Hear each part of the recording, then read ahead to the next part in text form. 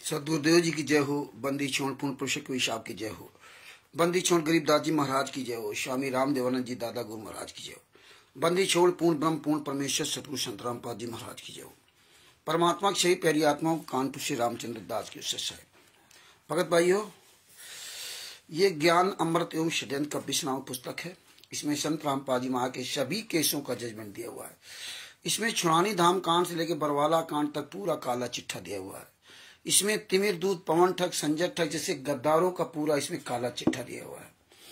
इसमें राष्ट्रीय समाज सेवा समिति के 51 गुंडों का पूरा काला चिट्ठा दिया हुआ है।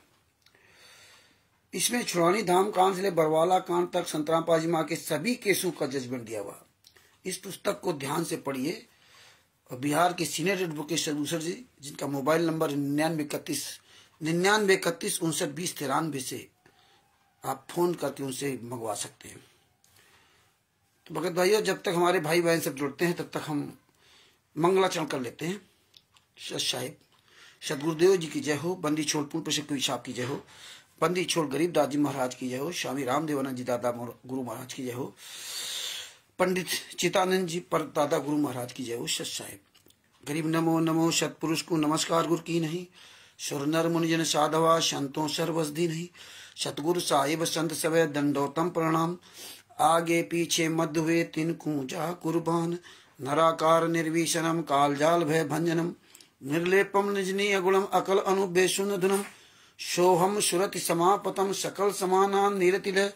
उज्ज्वल हिरंबर हरदम बेपरवा अथा है। वार पार नहीं मध्यतम। गरीब जोश मेरत सिद्ध होई। गणनायक गलताना करो अनुग्रह सोई। पारस पद परवाना आदि गणेश मनाऊं। गणनायक देवन देवा चरण कमल लाऊं। आदि अंत करूं सेवा। परम शक्ति संगीतम हृदय सिद्धि दाता सोई। अभिगत गुणे अतीतम सत्य पुरुष निर्मोही। जगदम्बा जगदीशम मंगल रूप मुरारी। तन मन अर्पूं शीशम भक्ति मुक्ति भंडारी। सुर नर मुनि जन ध्यावे। ब्रह्मा विष्णु महेशा शेष सहस मुख गावे। पूजे आदि गणेशा।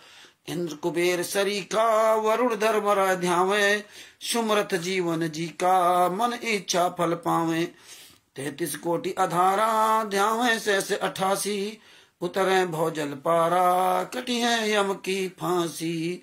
33 कोटि अधारा ध्यावे सहस 88। उतरे भौजल पारा कटी है यम की फांसी। सत साहिब बंदी छोड़ सतगुरु संत रामपाल जी महाराज की जय हो। राजकुमार दास जी सत साहिब। भगत जी, ये वीडियो अधिक से अधिक आप शेयर करते रहिए।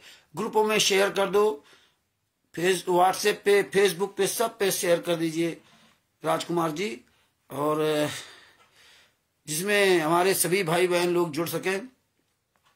थोड़ा समय से हम ओवर हो गए क्योंकि कई लोगों के फोन आते रहते हैं, उनसे बातचीत होती रहती है। क्या करूं। उमेश जी से बात हो रही थी, वो काफी टाइम हो गया उनसे बात करते करते। तो इस तरह से भगत भाइयों, मधु मांझी जी जुड़ गए हैं उड़ीसा से। सच्चा भगत जी। भगत जी, ये लिंक जो है ना, कुबदास जी जुड़ गए हैं। सत साहिब जी, कुबदास जी, ये लिंक आप सभी लोग ये शेयर करिए फेसबुक में और व्हाट्सएप पे, अन्य जहां भी मैसेंजर पे, जहां भी आप शेयर कर सकते हो वहां इसको अधिक से अधिक ये लिंक शेयर कीजिए। और व्हाट्सएप पे आप शेयर कीजिए जिसमें सब लोग जान जाएं कि हाँ, परमात्मा की दया से लाइव, परमेश्वर की दया से हम आ गए हैं। तो जिसमें सभी लोग परमात्मा की प्यारी आत्माएं अच्छी तरह सारी बात को समझ सकें। तो ये अधिक से अधिक शेयर कीजिए।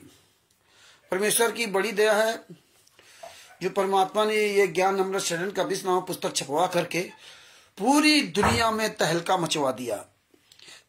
आज आप ये देखिए, जो शिवांश नारायण द्विवेदी जी, जिनसे हमारी बातचीत हुई, डिबेट हुई थी, ओम प्रकाश जी जुड़ गए हैं राजस्थान से, गंगानगर से। सत साहिब भगत जी। और राजकुमार यादव जी बनारस से हैं, उत्तर प्रदेश के जिला बनारस से। सत साहिब भगत जी। और कुपदास जी भी राजस्थान से हैं। सत साहिब भगत जी। तो भगत जी, आज ये पुस्तक ने पूरी दुनिया में तहलका मचा दिया है। आपकी जानकारी के लिए बता दूं, शिवांश नारायण द्विवेदी जी हैं, उनके साथी कई साथी इस मुहिम में पूरी तरह से लगे हुए हैं।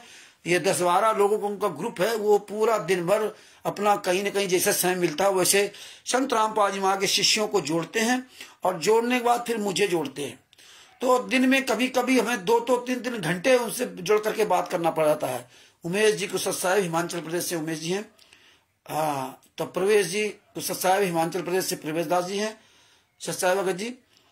और तो हमें काफी उनसे बात करनी पड़ जाती है। अभी भी हमारी उमेश दास जी से लगभग 1 घंटे का अलग बात हुई होगी। तो इस तरह से भगत जी दिन भर में हमें कम से कम 2-3 घंटे तो उन लोगों से बात करनी पड़ती है। 2-3 घंटे का मतलब जो कि जब उन्होंने फोन किया तो लगभग हमारा 1 घंटा तो चला ही जाता है, क्योंकि जब किसी दूसरे संत रामपाल जी महाराज के शिष्य को जोड़ते हैं और फिर हमें जोड़ते हैं, फिर वो दोनों से वार्तालाप करवाते हैं, तो वो या तो समझने की कोशिश करता समझता है या तो फोन करके काट करके भाग जाता है। तो ये बहुत बड़ी परमेश्वर ने दया कर रखी कि इन लोगों के द्वारा ये मुहिम चालू करवा दी है। अब ये जितने भी शिवांश नारायण द्विवेदी जी के साथी हैं, अब ये स्वयं सवाल करने लगे कि भैया मैनेजमेंट किसका है, तुमने किस पर्चे पर नाम दीक्षा लिया है, उस पर्चे पर लिखा क्या है ना, ये ट्रस्ट किसका है, ये पुस्तक कहाँ छपती है, ये सारे सवाल अब ये लोग करने लगे। अब ये लोग जब करने लगे तो अब ये इनके साथ है और जो लोग जुड़े हुए हैं वो सब जाग रहे हैं।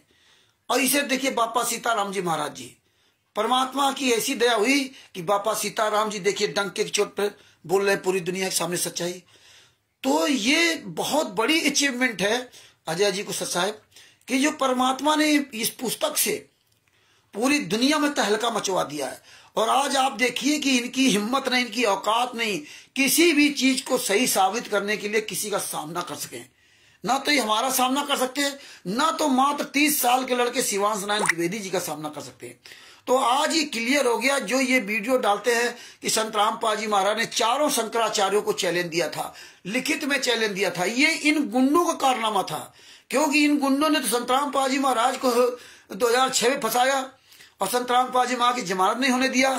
तब कोर्ट ने पर्सनल मांड में जमानत दी। तब 2008 में 30 अप्रैल 2008 को लगभग संत रामपाल जी महाराज जेल से बाहर आए।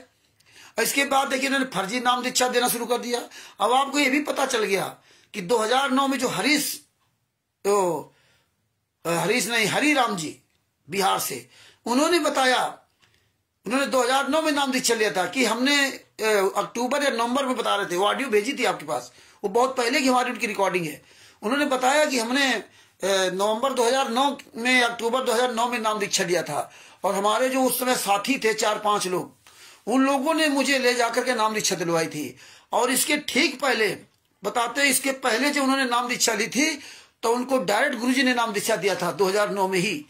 और बताया इसके बाद हमारे 10 दिन बाद या महीना भर बाद जैसे भी हम उनके साथ गए तो हमें डीबीडी द्वारा नाम दीक्षा दिलाई गई और ये बताया गया कि गुरुजी बीमार है, अस्वस्थ हैं। ये कह करके डीबीडी के द्वारा नाम दीक्षा हरिराम जी को, अन्य जो थे उनको दिलवाई गई। ऐसे ही धीरे धीरे इन्होंने डीबीडी द्वारा नाम दीक्षा देना 2009 से शुरू करवा दिया। तो ये भी परमात्मा ने हमें सबूत दे दिया कि 2009 से अक्टूबर नवंबर से 2009 से इन्होंने फर्जी नाम दीक्षा देना शुरू करवाया। क्योंकि सबसे पहले तो एक महिला को खड़ा किया था, एक महिला से 15-20 दिन नाम दीक्षा दिलवाई। और वो जब संत रामपाल जी महाराज को कहीं से पता चल गया तो उन्होंने सत्संग के माध्यम से खुलासा कर दिया तो इन लोगों ने उसको बंद कर दिया।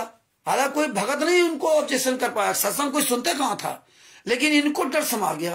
तब इन्होंने ये डीवीडी चालू कर दिया।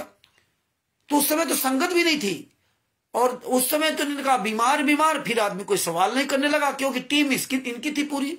वो टीम सब एक दूसरे को बताने लगी कि नहीं गुरुजी ने आदेश दे दिया है और अब टीवी द्वारा नाम दीक्षा दी जाएगी। अब जो है गुरुजी के पास भीड़ बहुत बढ़ गई, ये हो गया वो गया, जबकि भीड़ तो बढ़ी है 2013 में 2012 में उतनी भीड़ नहीं थी, 2013 में भीड़ बढ़ी। तो इन्होंने धीरे धीरे अपना ये परिवर्तन करते चले गए और अब वो आदत बनेगी सबकी। तो आज ये अभी अगर ये ज्ञानी होते, अगर संत रामपाल जी महाराज ने वास्तव में सारे शंकराचार्यों को चैलेंज दिया होता तो आज ये चैलेंज क्यों नहीं स्वीकार करते, आज ये क्यों नहीं सामना करते। गुरु जी की वीडियो और धर्मों गुरुओं की वीडियो काट काट कर जोड़ जोड़ करके ना कैसे भड़का रहे हैं। अरे जब स्वामी रामदेवानंद जी महाराज ने संत रामपाल जी महाराज को ज्ञान दिया, मान लो संत रामपाल जी महाराज को जब स्वामी रामदेवानंद जी महाराज ने ज्ञान दिया, तो संत रामपाल जी महाराज ने, मान लो इनके कहने पर संत रामपाल जी महाराज ने अगर लेटर भेजा, तो आप बताइए, उन्होंने ये नहीं कहा कि मेरे गुरु जी का ये ज्ञान है, गुरु जी की वीडियो कटिंग करके भेजते, नहीं, उन्होंने कहा कि भाई आइए हम चर्चा करते हैं। अगर गुरु जी ने कहा तो आज संत रामपाल जी महाराज जेल में है। और जब संत रामपाल जी महाराज ने आप सबको ज्ञान दिया है, जितने भी सतलोक आश्रम वाले हैं इनको सबको ज्ञान दिया है, आश्रम चला रहे हैं, बढ़िया भंडारा करा रहे हैं, सब कुछ करा रहे हैं, लूट लूट करके ना, और जितने नामदान संचालक के कोऑर्डिनेटर हैं, तो फिर ये लोग सामना क्यों नहीं करते? फिर गुरु जी की वीडियो जोड़ जोड़ के क्यों डालते हैं? चोरों की तरह ये वीडियो बना के क्यों डालते हैं? फर्जी चैनलों पे अपना क्यों बोलते हैं? किसी भी नेशनल चैनल में आएंगे ना, ये अपने सतलोक आश्रम धनानाम बुलाएंगे, ना ये भक्तों का कोई सामना करते हैं, और गुरदोही पीला पर्चा, गुरदोही पीला पर्चा क्यों? इससे क्लियर हो गया है कि अब इनको ये पता चल गया है कि पूरी दुनिया में हम लोगों ने इनके खिलाफ सारे सबूत पहुंचा दिए। क्योंकि पहले जब मेरठ में प्रोग्राम होता था, तो वहां पर ये कई बार हरियाणा के गुंडे आए अपनी पूरी टीम लेकर के ना, राजस्थान में समागम हुआ वहां पर, ये देवली में, वहां पर ये टीम लेकर गए, वहां लठ मारकूट किया। तिमिरदूत पवन ठग को मध्य प्रदेश के उज्जैन में पता नहीं कहां हो गया था, वहां इसको मारा पीटा, इसके घर में मारा पीटा। करण को पंजाब गंगानगर में मारा पीटा, है ना। ओम प्रकाश जी जो गंगानगर से, इनको भी रास्ते में सूरजगढ़ पता नहीं क्या पड़ता, वहां इनको घेरा था मारने के लिए। और संजय को बिहार में बहुत मारा, और हर जगह ये चढ़ाई करते थे, सब जगह चढ़ाई करते थे। तो अब ये क्यों नहीं सामने आ रहे? अब ये क्यों चोरों की तरह संत रामपाल जी में वीडियो काट के लगा रहे हैं? इसका मतलब इनको पता चल गया है कि ये जो संत रामपाल जी महाराज का जो चैलेंज वाला वीडियो दिखाते हैं, लेटर दिखाते हैं, वो सब फर्जी था।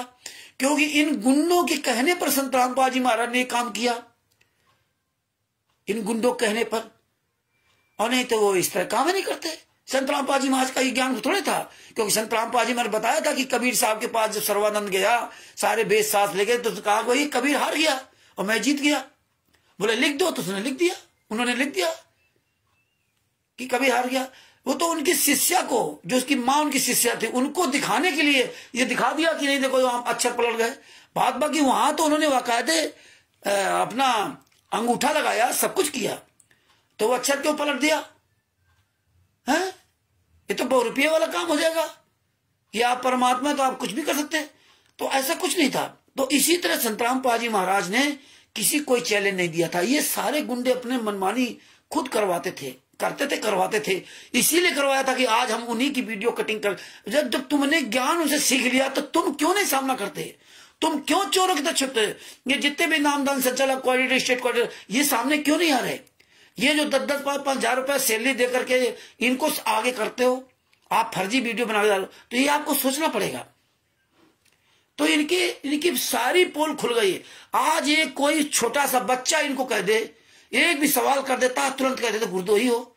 जगत वाला व्यक्ति है तो कहेंगे तो वो तो ब्रह्मा विष्णु महेश कहिए, मतलब इनके पास जवाब नहीं किसी का। कबीर परमेश्वर भक्ति तरफ फर्जी नाम दीक्षा क्यों दे रहे हो? कोई भी सवाल कर दे। तो आज ये क्लियर हो चुका है कि जो भी नाम दीक्षा दी जा रही है, या जो भी ये चैलेंज वाला वीडियो चल रही है, सब फर्जी है। और नहीं तो जब तुम वो ज्ञान सीख गए तो तुम सामना करो ना, नहीं सामना करेंगे। तो ये आप देखिए बहुत बड़ा सवाल है ये। तो अब भगत भाइयों ये बातें समझिए, और ये नतीजा, ये जो परिणाम मिल रहा है, ये आप सबके द्वारा, आप सबने जो ये मेहनत की और कर रहे हो, जो रोज सोशल मीडिया में बोलते हो, ये आप सबकी मेहनत रंग ला रही है। ये आप समझ लीजिए, आपका बोलना, जो छोटे वीडियो डाल रहे हो, छोटे छोटे वीडियो डाल रहे हो, रात दिन लगे हुए हो, ये आपकी मेहनत रंग ला रही है। क्योंकि अब पूरी दुनिया समझ रही, सुन रही है, इसलिए इनकी औकात नहीं किसी का सामना कर जाए। ये देखिए परमात्मा ने, संत रामपाल जी महाराज ने हमें आपको इतनी बड़ी उपलब्धि दे रखी है। बताइए, पीला पर्चा, गुरदोही गुरदोही गुरदोही गुरदोही, मतलब इनके पास कोई सवाल ही नहीं बचा, शब्द नहीं बचा, बस गुरदोही के अलावा। शर्म नहीं आती, लेकिन शर्म कहां से आवे जब शर्म धो के पी गए। आज देखो तिमिर दूध पवन ठग है। अब खर्चा जब, क्योंकि फैशन शौक चाहिए, अब स्वयं अपना अकाउंट नंबर दे रहा है। अब कह रहा कि मैं दान का पैसा, पाठ का पैसा नहीं लेता हूं, हम ज्योत का पैसा नहीं लेता हूं, ज्योत नहीं जगवाते। अभी आपको पता है कि 2-3 साल पहले क्या करता था, है 500 रुपए की ज्योति जलवाता था। 500 रुपए लेता था कि 500 रुपए दीजिए। ये कजोड़ और मधु ठगनी पंजाब वाली पता नहीं कहां गायब हो गई। वो 500 रुपए इन्होंने ज्योत के लिए रखा था। और इसी पवन ठग ने दान पाठ 10वां अंश का सबका पैसा मांगा, मेरठ से भागा था। 10वां अंश का पैसा इसको कहीं नहीं दिया। इसके वीडियो है, इसने स्वयं अपने गंदे मुख से बोला, क्योंकि काल ब्रह्म का दूत है तिमिर दूत। ऐसे ये बेशरम लोग हैं, इनकी दशाएं खराब होंगी, चिंता न करो, क्योंकि आदत खराब हो गई ना दूसरे के पैसे खाने के लिए। अब इसको परमात्मा नहीं दे रहा है, इसको परमात्मा नहीं दे रहा है, इसको रोज परमात्मा मिलते हैं। तैमूर लंग की मां ने केवल मन में ही सोचा था, परमात्मा अगर पैसा दे देता तो इतनी गरीबी, और परमात्मा ने इतना पैसा दे दिया कि तैमूर लंग की क्या दशा हुई आप सोच नहीं सकते। तो ये इनको परमात्मा पैसा नहीं देता। अगर देता होता तो पैसा मांगते नहीं कि हमें सेवा के रूप में पैसा दो। तुम क्या सेवा करोगे? सेवा स्वयं अदीप नहीं करेगा ना। नरसिंह जी ने 56 करोड़ लुटाए थे, किसी भगत को कहने पर नहीं दिया था कि नाना जी मांग लेते तो नाना जी को दे देते, सदना जी मांग लेते तो सदना जी को दे देते, गणिका माई को दे देते। गणिका माई ने अपने धन को लुटाया, जो भी गलत कमाई से कमाया था अनजाने में, सब कुछ उड़ा हटा दिया, दे दिया परमात्मा के हाथ में। क्यों? परमात्मा तो पारस मणि है, छूते ही लोहा छुअत सोन हो जाए। पारस बटिया है जिनके घर में लोहा छुअत सोन हो जाए। तो ये है। और आज ये पवन ठग मांग रहा है, अपना खाता नंबर दे रहा है, बैंक अकाउंट नंबर दे रहा है कि सारे लोग सेवा दो, सेवा दो, सेवा दो। तो ये भगत जी देखिए, ये सब परेशान होंगे, ये चिंता न करो। आए दिन आने वाले समय में सबकी दुर्दशा होगी। अब हम अपनी मेन बात पर आते हैं। कबीर सागर का सल्लार्थ, जो परमात्मा ने बहुत अच्छी अच्छी बातें इसमें दिखवा रहे हैं, जो हमें आपको चारों तरफ से मजबूत होना पड़ेगा। चारों तरफ से हल्ला जो बोल अभियान हमें चालू करना पड़ेगा।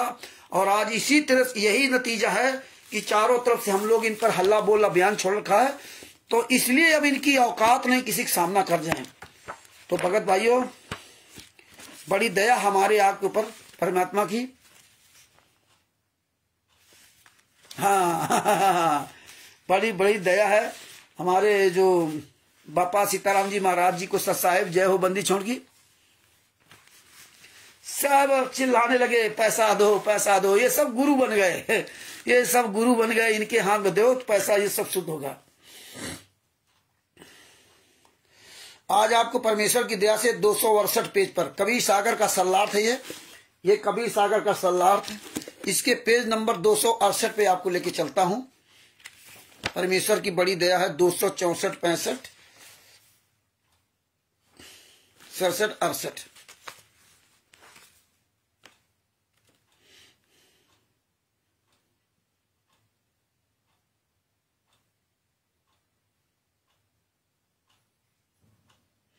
देखिए, जो ईसा मसीह जी थे उनके बारे में आज परमात्मा ने इसमें जो लिखा हुआ कबीर सागर में, अध्याय मोहम्मद बोध का सारांश, इसमें लिखा हुआ कि देखिए, विचार करें, जहां से पवित्र ईसाई और मुसलमान धर्म प्रथम पुरुष के वंश की शुरुआत हुई, वहीं से मार काट, लोभ और लालच, द्वेष परिपूर्ण है। आगे चलकर इसी परंपरा में ईसा मसीह जी का जन्म हुआ। इनकी पूज्य माता जी का नाम मरियम तथा पूज्य पिताजी का नाम यूसुफ था, परंतु मरियम को गर्भ एक देवता से रहा था। इस पर यूसुफ ने आपत्ति की तथा मरियम को त्यागना चाहा। तो स्वप्न में फरिश्ते मतलब देवदूतों ने ऐसा ना करने को कहा तथा यूसुफ ने डर के मारे मरियम का त्याग ना करके उसके साथ पति पत्नी रूप में रहे। देवता से गर्भवती हुई मरियम ने ईसा को जन्म दिया। हजरत ईसा से पवित्र ईसाई धर्म की स्थापना हुई। ईसा मसीह के नियमों पर चलने वाले भक्त आत्मा ईसाई कहलाए तथा पवित्र ईसाई धर्म का उत्थान हुआ है। इसके बाद देखिए क्या हुआ। प्रमाण के लिए कुरान शरीफ में सूरा मरियम 19 में तथा पवित्र बाइबल में मत्ती रचित सुसमाचार मत्ती आबलिक 1.25 प्रश्न नंबर 1-2 पर ईसा मसीह जी को पूर्ण परमात्मा मिले थे। हजरत ईसा जी को भी पूर्ण परमात्मा सतलोक से आकर मिले तथा एक परमेश्वर का मार्ग समझाया। इसके बाद ईसा जी एक ईश्वर की भक्ति समझाने लगे। लोगों ने बहुत विरोध किया, जैसे संत रामपाल जी महाराज का विरोध किया गया था। ये ध्यान से सुनना, ये कोई कथा नहीं है, ये तो भगत जी परमात्मा ने जो ये लिखा है उसकी बात बता रहा हूं।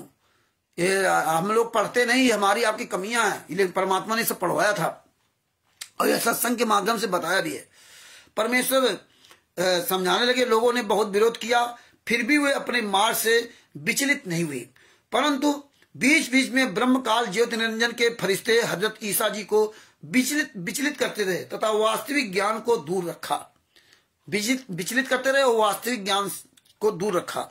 हजरत यीशु का जन्म, मृत्यु व जो भी चमत्कार किए वे पहले ब्रह्म ज्योति निरंजन के द्वारा निर्धारित थे। देखिए, उनको ज्ञान से अलग कर दिया, अब ब्रह्म के द्वारा मतलब निरंजन ब्रह्म के द्वारा उस चमत्कार होने लगे। ये प्रमाण पवित्र बाइबल में है कि एक व्यक्ति जन्म से अंधा था। आज भी होता है इनके ईसाइयों, क्या कहीं भी आप देख लो, अंधा था। वह हजरत यीशु मसीह के पास आया। हजरत जी के आशीर्वाद से उस व्यक्ति की आंखें ठीक हो गई। ये काल ब्रह्म की दया थी, ये परमात्मा की दया नहीं थी। परमात्मा के मार्ग में ये नहीं है कि आप आशीर्वाद दो, ये दो तो उसका ये रोग ठीक हो जाए। आप उसको परमात्मा से जोड़ दीजिए, वो है, वो परमात्मा से जोड़ दीजिए और वो भक्ति करेगा, यानी कि भक्ति रूपी दवाई खाएगा तो भी ठीक हो जाएगा। आप अपनी भक्ति की शक्ति क्यों नष्ट कर रहे हैं? तो हजरत ईसा जी के आशीर्वाद से उस व्यक्ति की आंखें ठीक हो गई। शिष्यों ने पूछा, हे मसीह जी, इस व्यक्ति ने या इसके माता पिता ने कौन सा ऐसा पाप किया था जिस कारण से ये अंधा हुआ तथा माता पिता को अंधा पुत्र प्राप्त हुआ? ईसा जी ने कहा कि इसका कोई पाप नहीं है जिसके कारण ये अंधा हुआ है तथा ना ही इसके माता पिता का कोई पाप है जिस कारण से उन्हें अंधा पुत्र प्राप्त हुआ। यह तो इसलिए हुआ कि प्रभु की महिमा प्रकट करनी है। भावार्थ यह है कि यदि पाप होता तो हजरत यीशु आंखें ठीक नहीं कर सकते थे। यहां क्लियर हो गया कि हजरत ईसा मसीह जी ने इसमें बताया, इससे स्पष्ट हो गया कि अगर उसके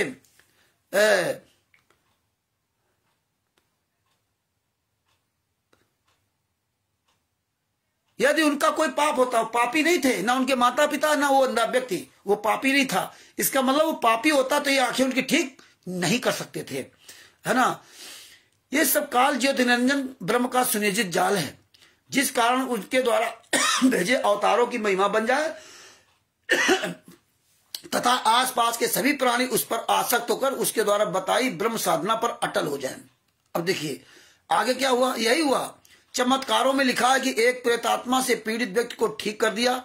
यह काल स्वयं ही किसी प्रेत पितर को प्रेत करके किसी के शरीर में प्रवेश करवा देता है, फिर उसको किसी के माध्यम से अपने भेजे दूत के पास भेजकर प्रेत को भगा देता है।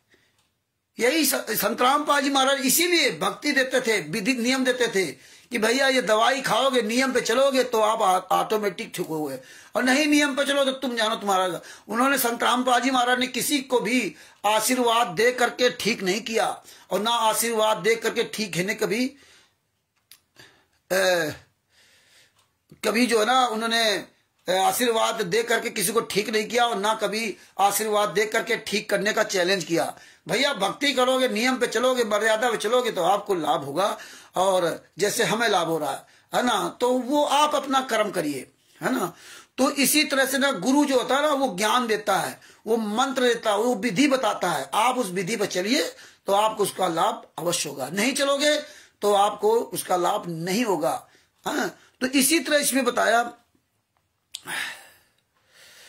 उसके अवतार की महिमा बन जाती है, या कोई साधक पहले का भक्ति युक्त होता है उससे भी ऐसे चमत्कार उसी की कमाई से करवा देता है तथा उस साधक की महिमा करवाकर हजारों को उसका अनुयायी बनवाकर काल जाल में फंसा देता है तथा उस पूर्ण भक्ति कमाई युक्त साधक की कमाई को समाप्त करवाकर नरक में डाल देता है। ये काम करता काल ब्रह्म। हालांकि संत रामपाल जी महाराज ने कोई काम ऐसा नहीं किया। इसके बाद देखिए लिखा, इसी तरह का उदाहरण पवित्र बाइबल समूएल नामक अध्याय 16, 14, 23 में है कि साउल नामक व्यक्ति को एक प्रेत दुखी करता था।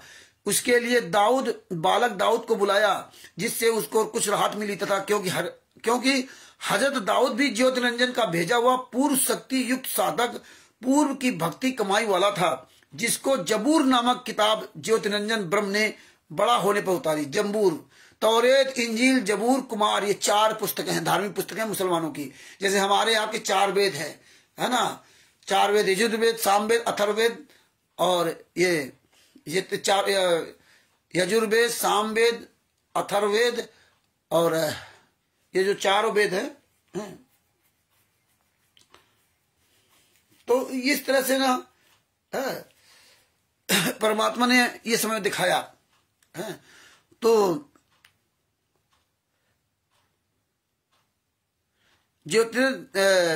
वही जो 4 हमारे वेद हैं, वही 4 इनकी ये किताबें, ये उनके वेद है। हाँ, सब वही, थोड़ा बहुत डिफरेंट है। इनकी पवित्र पुस्तक है वो इसी तरह से। अब आगे क्या लिखा है, अब आगे हम बहुत मार्मिक परमेश्वर ने जो दे रखा है उसका बता रहा हूं। उसका बता रहा हूं क्या है। हजरत ईसा मसीह की मृत्यु 30 वर्ष की आयु में हुई। हजरत ईसा मसीह की मृत्यु 30 वर्ष की आयु में हुई, जो पूर्व ही निर्धारित थी। स्वयं ईसा जी ने कहा कि मेरी मृत्यु निकट है तथा तुम मेरे 12 शिष्यों में से एक मुझे विरोधियों को पकड़वाएगा। देखिए, ईसा मसीह जी ने कहा कि तुम में से 12 शिष्यों में मुझे एक पकड़वाएगा, मेरी मृत्यु निकट है। इसीलिए संत रामपाल जी महाराज ने बताया था कि मुझे जान से मार डालते, मैं छुपा रहा इसलिए बच गया। इसलिए संत रामपाल जी महाराज ने 2001 में कह दिया था, ये जो है पंथ भ्रष्ट होने जा रहा, कबीर पंथ जो है ना, ये मतलब जो है बर्बाद होने जा रहा, नष्ट होने जा रहा। संत रामपाल जी महाराज इसीलिए सब कुछ बता दिया था कि ये मेरे शिष्य नहीं है, ये मेरे कंट्रोल में नहीं है, ये मेरा कहना नहीं मानते। और सत्संग के माध्यम से सब कुछ बताया कि यहां तुम लालच बस मेरे शिष्य बने रहे, यहां केवल आ रहे हो अपने लाभ के लिए, तुम्हें कोई मतलब नहीं, न भक्ति, न ज्ञान से, न गुरु से। तो इसी तरह देखिए, ईसा मसीह जी को भी उनके शिष्यों ने ही उनको फसूली पर चढ़वाया। राजा वहां का बहुत बढ़िया था, लेकिन राजा को राज चलाना है, राजा को राज चलाना है। यही देखिए आज यहां हो रहा है कि सरकार क्या कर रही, उनको राज चलाना है, इसलिए इन गुंडों का साथ दे रही, और शिष्यों ने ही उनको सजा करवाई, और शिष्य ही संत रामपाल जी को जान से मरवाने का पूरा प्लान बनाया। और आज भी यही चाहते हैं कि किसी तरह ये जान से मर जाए। और भगत समाज को अब बता दिया कि लीला करें, लीला करें। तो देखिए इसमें कहा हजरत ईसा मसीह, और पैसे के लालच में, देखिए पैसे के लालच में, आगे आप सुनिए। आप इसीलिए हमें आपको हमें अलर्ट रहना पड़ेगा।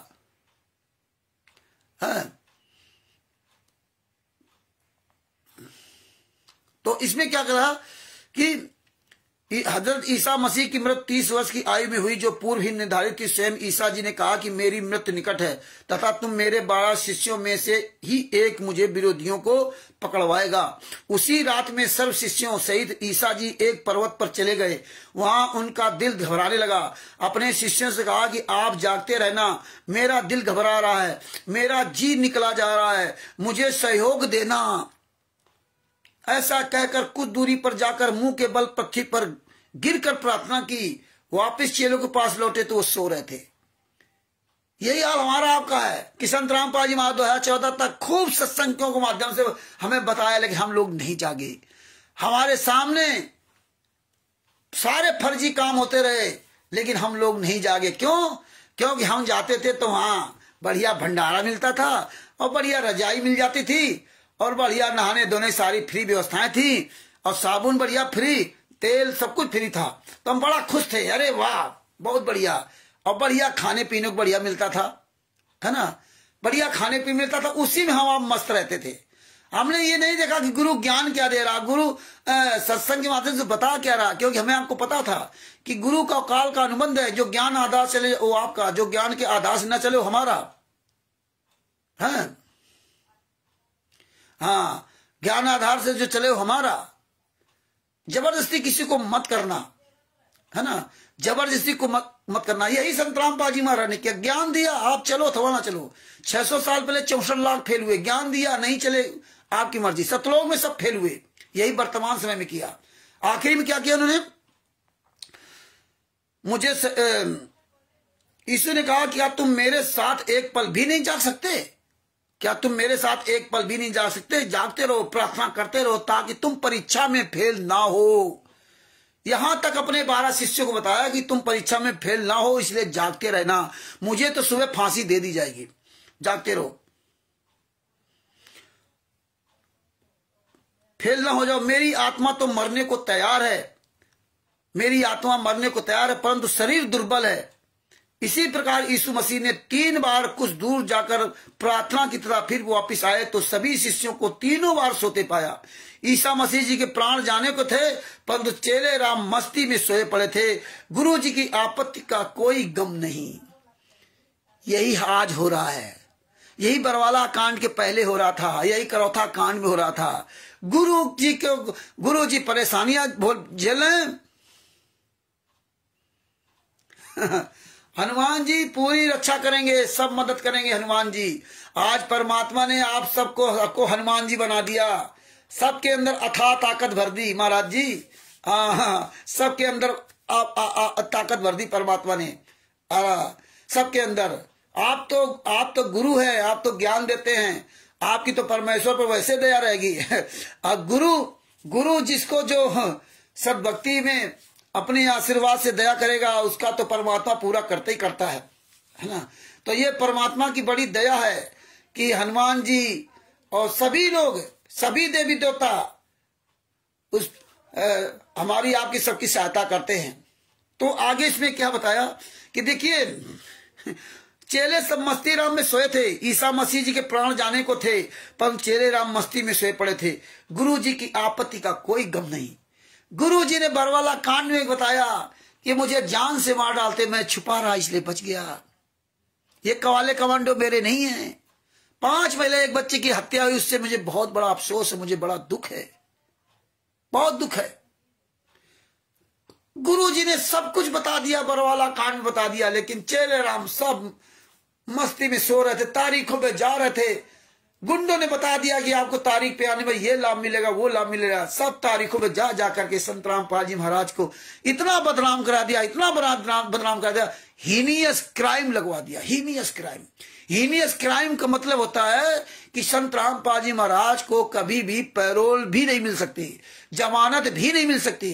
लेकिन संत रामपाल जी महाराज के शिष्य भूल गए कि अगर तुम लोग तारीखों पर इतनी नीचता नहीं करते तो जिस तरह 28 गुंडे जिन्होंने हत्या की वो जेल से बाहर घूम रहे हैं, ऐसे हमारे गुरु जी को जेल से बाहर आ जाते। क्यों?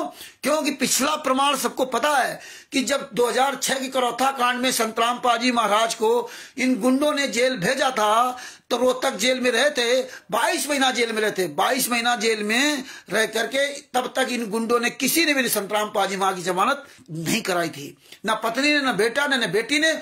उसमें भी 38 प्लस संत रामपाल जी महाराज थे, तो 38 गुंडों ने उस समय भी अपनी जमानत करा ली थी, लेकिन संत रामपाल जी महाराज की जमानत किसी नहीं करा ली थी। तब 22 महीने तक जेल में रहे, और 22 महीने जेल में रहने के बाद कोर्ट ने संत रामपाल जी महाराज को पर्सनल बॉन्ड में जमानत दी थी। ये वही इतने नीच लोग ये लोग हैं। तो आज अगर गुरु जी जेल में होते तो 22 महीने, अब तो 10 साल हो गए। ये तो 3-3 साल जेल में रहे और इसके बाद ही जमानत करके बाहर आ गए। और हमारे गुरु जी 10 साल 11 साल होने आ रहे हैं, गुरु जी को एक दिन का पैरोल तक नहीं मिला। क्यों नहीं मिला? वही कोर्ट, वही अदालत, वही जज, वही सब कुछ। ये बातें आपको समझनी पड़ेंगी। हाँ, नहीं वो तो हम महाराज जी, हनुमान जी तो आग लगाएंगे। लंका तो हनुमान जी साफ करेंगे, ये तो पता है। अब वो किस रूप में आएंगे ये किसी को नहीं पता। आप सभी हनुमान जी हैं, ऐसा नहीं है। आप सभी हनुमान जी हैं, तभी तो लंका में आग लग रही है। तभी ये लंका इनकी जल रही है। इनकी लंका में ऐसी आग लगा दी है। आप सभी हनुमान जी हैं। ये सब की ताकत इकट्ठा हो रही, सब है। तो ये सब उन्हीं हमारे महापुरुषों की, हमारे देवी देवताओं की ये शक्ति है, उनकी ताकत है, जिसकी वजह से हम आप लोग अलग अलग धर्म के मानने वाले, अलग अलग देवी देवताओं की पूजा करने वाले होते हुए भी हम जो गद्दारी करते हैं उनके खिलाफ हम लोग आवाज उठा रहे हैं। क्योंकि हमारे गुरु जी का ज्ञान ये कि हम सब मिलकर रहें, हम सब मिलकर के एक रहे, हम सारे धर्म गुरुओं का, सारे लोगों का सम्मान करें। पूजा पाठ की विधि सबकी अलग अलग हो सकती है ना, वो अपनी अपनी सोच के अनुसार है, लेकिन हमारा जो एक मानवीयता का जो व्यवहार है वो सबके साथ एक समान होना चाहिए, चाहे हिंदू हो या मुसलमान या सिख या ईसाई हो। गलत किसी के साथ होता है उसका हमें विरोध करना चाहिए। हमें सभी के धर्मों का, सभी के माँ बाप का, सभी के गुरुओं का, सभी के देवी देवताओं का सम्मान करना चाहिए, क्योंकि यही मेरे माता पिता ने सिखाया, यही हमारे सदगुरु संत रामपाल जी महाराज ने सिखाया। लेकिन ये गद्दार भूल जाते हैं कि सबसे पहले मंत्र आप ब्रह्मा विष्णु महेश दुर्गा गणेश जी का ही जाप करते हैं। सबसे पहले आपको संत रामपाल जी महाराज उन्हीं की भक्ति देते हैं, उन्हीं की भक्ति देते हैं। और फिर वो जितने 33 करोड़ देवता है, जब आप किसी भी महापुरुष के साथ, किसी भी अच्छे व्यक्ति के साथ गलत काम करोगे तो वो 33 करोड़ देवता फिर अपने अपने जो उनके इस धरती पर साधक हैं, जो पूछते हैं, जैसे बाबा सीताराम जी हनुमान जी को मानते हैं या श्री राम जी को मानते हैं, फिर वो ताकत उनको देके उनके माध्यम से काम करवाते हैं, उनके माध्यम से सभी काम करवाते हैं। क्योंकि गुरु और परमात्मा हमेशा अपने शिष्य की बड़ाई देता है। काम परमात्मा करता है लेकिन नाम किसका देता है? करे करावे साइया मन में लय उठाए, दादू सिर धर जीव के आप बगल हो जाए, आप बगल हो जाए। तो परमात्मा करवाता अपने बच्चों से है, अपने बच्चों से करवाता है जी। तो ये हमें बड़ी दया है। नहीं तो आज आज आज आज जिन इष्ट की जो पूजा कर रहे हैं वो कैसे बोल पाते संत रामपाल जी महाराज के लिए? वो देखो, वो संत अलग बात है, लेकिन सबसे पहले इस देश के एक जिम्मेदारी नागरिक हैं। इस देश का प्रत्येक संत, प्रत्येक धर्म का व्यक्ति, वो अपने धर्म का जो साधक पुजारी है वो बाद में है, सबसे पहले वो इस देश का नागरिक है। और नागरिक होने के नाते हमारी जिम्मेदारी बनती है कि हम सभी पर समभाव समदृष्टि से देखे सुने और रहे। तो आगे अपनी बात रखता हूं। जिस तरह से जब हमारा देश आजाद हुआ था तो उसमें सारे धर्म के लोग शामिल हुए थे, केवल हिंदू नहीं कि हिंदुओं के लिए, हिंदू मुसलमान सिख ईसाई सभी लोगों ने अपना अपना अपने अपने स्तर का योगदान दिया। तो वो योगदान कुछ नहीं कर सकते, जीव कुछ नहीं कर सकता। वो जिन इष्ट की पूजा करते थे, जिनको वो मानते थे, हिंदू मुसलमान सिख ईसाई, हिंदू में कोई ब्रह्मा जी की पूजा करता होगा, विष्णु की, दुर्गा जी, गणेश की, अलग अलग जिनकी जो पूजा करते थे, वो उनको वो ताकत दे करके अंग्रेजों को यहां से भगाया। नहीं तो 250 साल या 200 साल राज करने वाले अंग्रेजों को एक आम आदमी नहीं भगा सकता था, एक आम आदमी की हिम्मत नहीं थी। लेकिन वो परमेश्वर जब कहते हैं आप सच के मार्ग में आगे चलोगे तो परमात्मा आपकी रक्षा करता है। जिस तरह प्रहलाद जी सच के लिए आगे चले तो परमात्मा ने उनकी रक्षा की। वो विष्णु भगवान को मानते थे तो विष्णु भगवान के रूप में परमात्मा ने उनकी रक्षा की और काल ब्रह्म उनका बाल बाका नहीं कर पाया। और आज संत रामपाल जी में आके चोर की तरह छुपे घूम रहे हैं, चोर की तरह। आप बताइए, अपने आप को कहते हैं चोर की तरह घूम। आज जो हमारे बापा सीताराम जी महाराज हैं, जो शिवांश नारायण द्विवेदी जी है, आज ये सब चैलेंज करते हैं इन गुंडों को। तुम कहते हो मेरा तत्व ज्ञान दे, तत्व आओ सामना करो, तो कोई सामने नहीं आ रहा। क्यों नहीं सामने आ रहा? क्योंकि ये इनके ऊपर ना संत रामपाल जी महाराज की दया है और ना कबीर साहब की दया है। लेकिन ये दया सीताराम बापा जी महाराज पर है, ये दया शिवांश नारायण द्विवेदी जी पर है, जो इनको डंके की चोट पर है। आओ मर्द के बच्चे हो तो आ जाओ राजस्थान में बापा सीताराम जी का सामना करो, आओ सबूत लेकर के, तुम्हारी औकात हो, नहीं आ सकते। ये उस परमेश्वर की दया होती है। जो जिस इष्ट को पूछता है वो इष्ट अपने साधक की भरपूर मेहनत से सहायता करता है, जब उसका साधक अपने सच के मार्ग में चलता है। यही कारण है कि जब लंका में भगवान राम ने चढ़ाई की थी, कोई इंसान नहीं था, सारे जानवर थे। लेकिन वो सारे जानवर, उन जानवरों के अंदर वो परमात्मा ने ताकत दी थी, क्योंकि वो सच के लिए चले थे। वो श्री राम जी के साथ सच के लिए चले थे और वो सफल हुए। तो हम तो इंसान है भाई, हम तो इंसान है हम तो इंसान है। देखिए बापा सीताराम जी कहते हैं मैं प्रेम करता हूं। यही प्रेम इंसान को जो है ना, यही प्रेम करना सिखाया था कबीर साहब ने। प्रेम हमें सबसे करना चाहिए, कोई भी जीव जंतु हो। और जब प्रेम होगा, सच्चा प्रेम होगा, तो उसका दुख तुम्हें अपना दुख नजर आएगा, दूसरे का दुख अपना दुख नजर आएगा। बापा सीताराम जी महाराज तो देखिए अब अवगढ़ बाबा हैं, ना कोई तन पे कपड़ा, ना कोई लेना देना ना, लेकिन इनको प्रेम है व्यक्ति से। उसके ज्ञान से क्या क्या बात की बात है, ज्ञान तो बात की बात, पहले मानो इंसानियत के नाते इनका धर्म बनता है कि अभी सच्चाई जान गए तो सच के लिए आज खड़े हो गए। इनको क्या लेना देना, क्या इनको कोई पैसा देता है क्या? इनको तो वैसे पैसा नहीं चाहिए, इनको जरूरत क्या है? कपड़ा तन में है नहीं, खाने 2 रोटी चाहिए, क्या लेना देना, वो परमात्मा दे रहा है। तो ये बातें हमें समझनी पड़ेंगी, इसीलिए हम सबका सहयोग लेते, हम सबके साथ चलते मिलकर के ना, सारे धर्म के लोगों के साथ हम मिलकर चलते। भैया हमारे गुरु ने सिखाया है, पूजा कोई विधि क्या कर रहा है वो मात नहीं, मात ये सबका सम्मान करना, इज्जत देना। हम अगर इज्जत नहीं देंगे अपने बापा सीताराम जी महाराज की, हम महाराज जी नहीं कहेंगे, हमसे बड़े बुजुर्ग हैं, तो मुझे कौन इज्जत देगा? इज्जत मांगने से नहीं मिलती है, इज्जत करने से इज्जत मिलती है? ज्ञान सुनाने से नहीं फर्क पड़ता, ज्ञान पे चल के दिखाओ तब उसका फर्क पड़ेगा।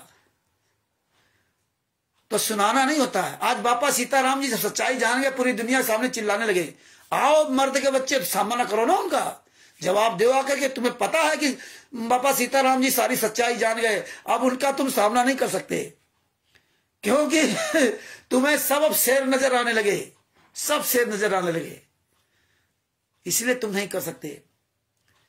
तो देखिए भगत भाइयों, आखिर में क्या हुआ, परंतु चेहरे राम मस्ती में सोए पड़े थे, इसलिए आप सब लोग संत रामपाल जी में आगे शिष्य होकर के मस्ती में मत सो, लीला लीला मत चिल्लाओ।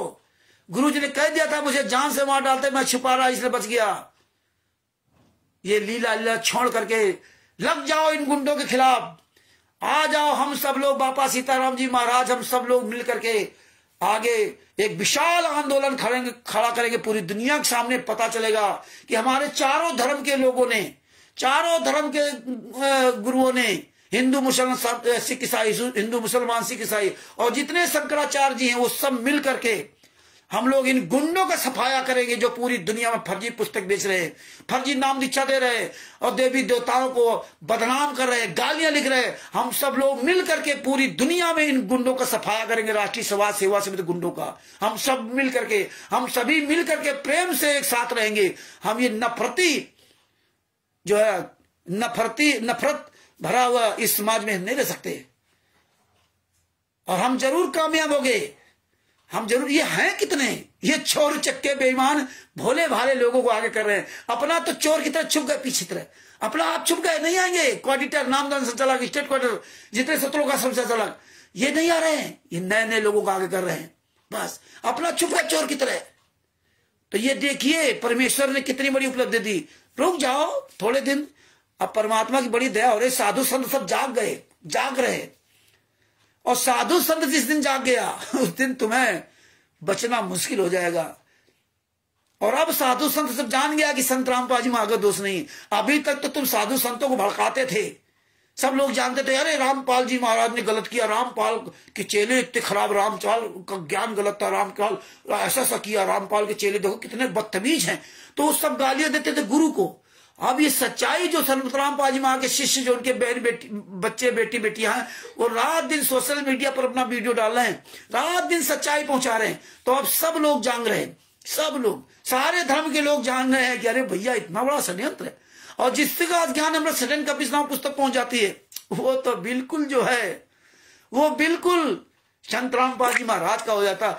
ये आप सभी संत रामपाल जी महाराज के शिष्यों की नैतिक जिम्मेदारी है कि आप अपने गुरु का आचरण, जो गुरु ने आपको सिखाया है, आप अपना आचरण पूरी दुनिया के सामने अपने आचरण को दिखा करके प्रदर्शित करो, आचरण अपनाओ। जैसे बापा सीताराम जी आज पूरी दुनिया के सामने चिल्ला रहे हैं, तो उनका ये आचरण है, उनके गुरु ने ये सिखाया है, इसलिए वो ये काम कर रहे हैं, इसलिए वो सत्य को सत्य कर रहे हैं। और तुम्हारे गुरु ने तुम्हें ये सिखाया है, तो तुम भी अपनी पूरी जिम्मेदारी समझिए, चिल्लाइए, रात दिन चिल्लाइए। धीरे धीरे रे मना धीरे सब कुछ होए, माली सींचे 100 घड़ा, ऋतु आए फल होए, ऋतु आए फल होए। धन है हमारे यादव कृष्णादासी जी। जैसे जब बोलती ना तो इनके हराम जादों के कान के पर्दे फट जाते हैं। इनकी ऑडियो सुन करके हमें बड़ी हंसी आती है। इनकी आवाज देखिए, बुलंद आवाज। चोर चक्के बेईमानों की क्या औकात। बापा सीताराम जी का देखिए बॉडी लैंग्वेज, सबसे ज्यादा आपकी बॉडी लैंग्वेज प्रभावित करती लोगों को। हाँ, सबसे ज्यादा बॉडी लैंग्वेज।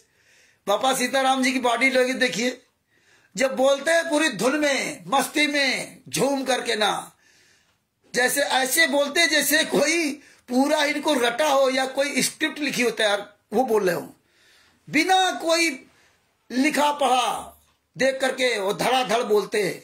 यही बॉडी लैंग्वेज पूरी दुनिया को प्रभावित करती है। यही बॉडी लैंग्वेज, यही आपकी आवाज।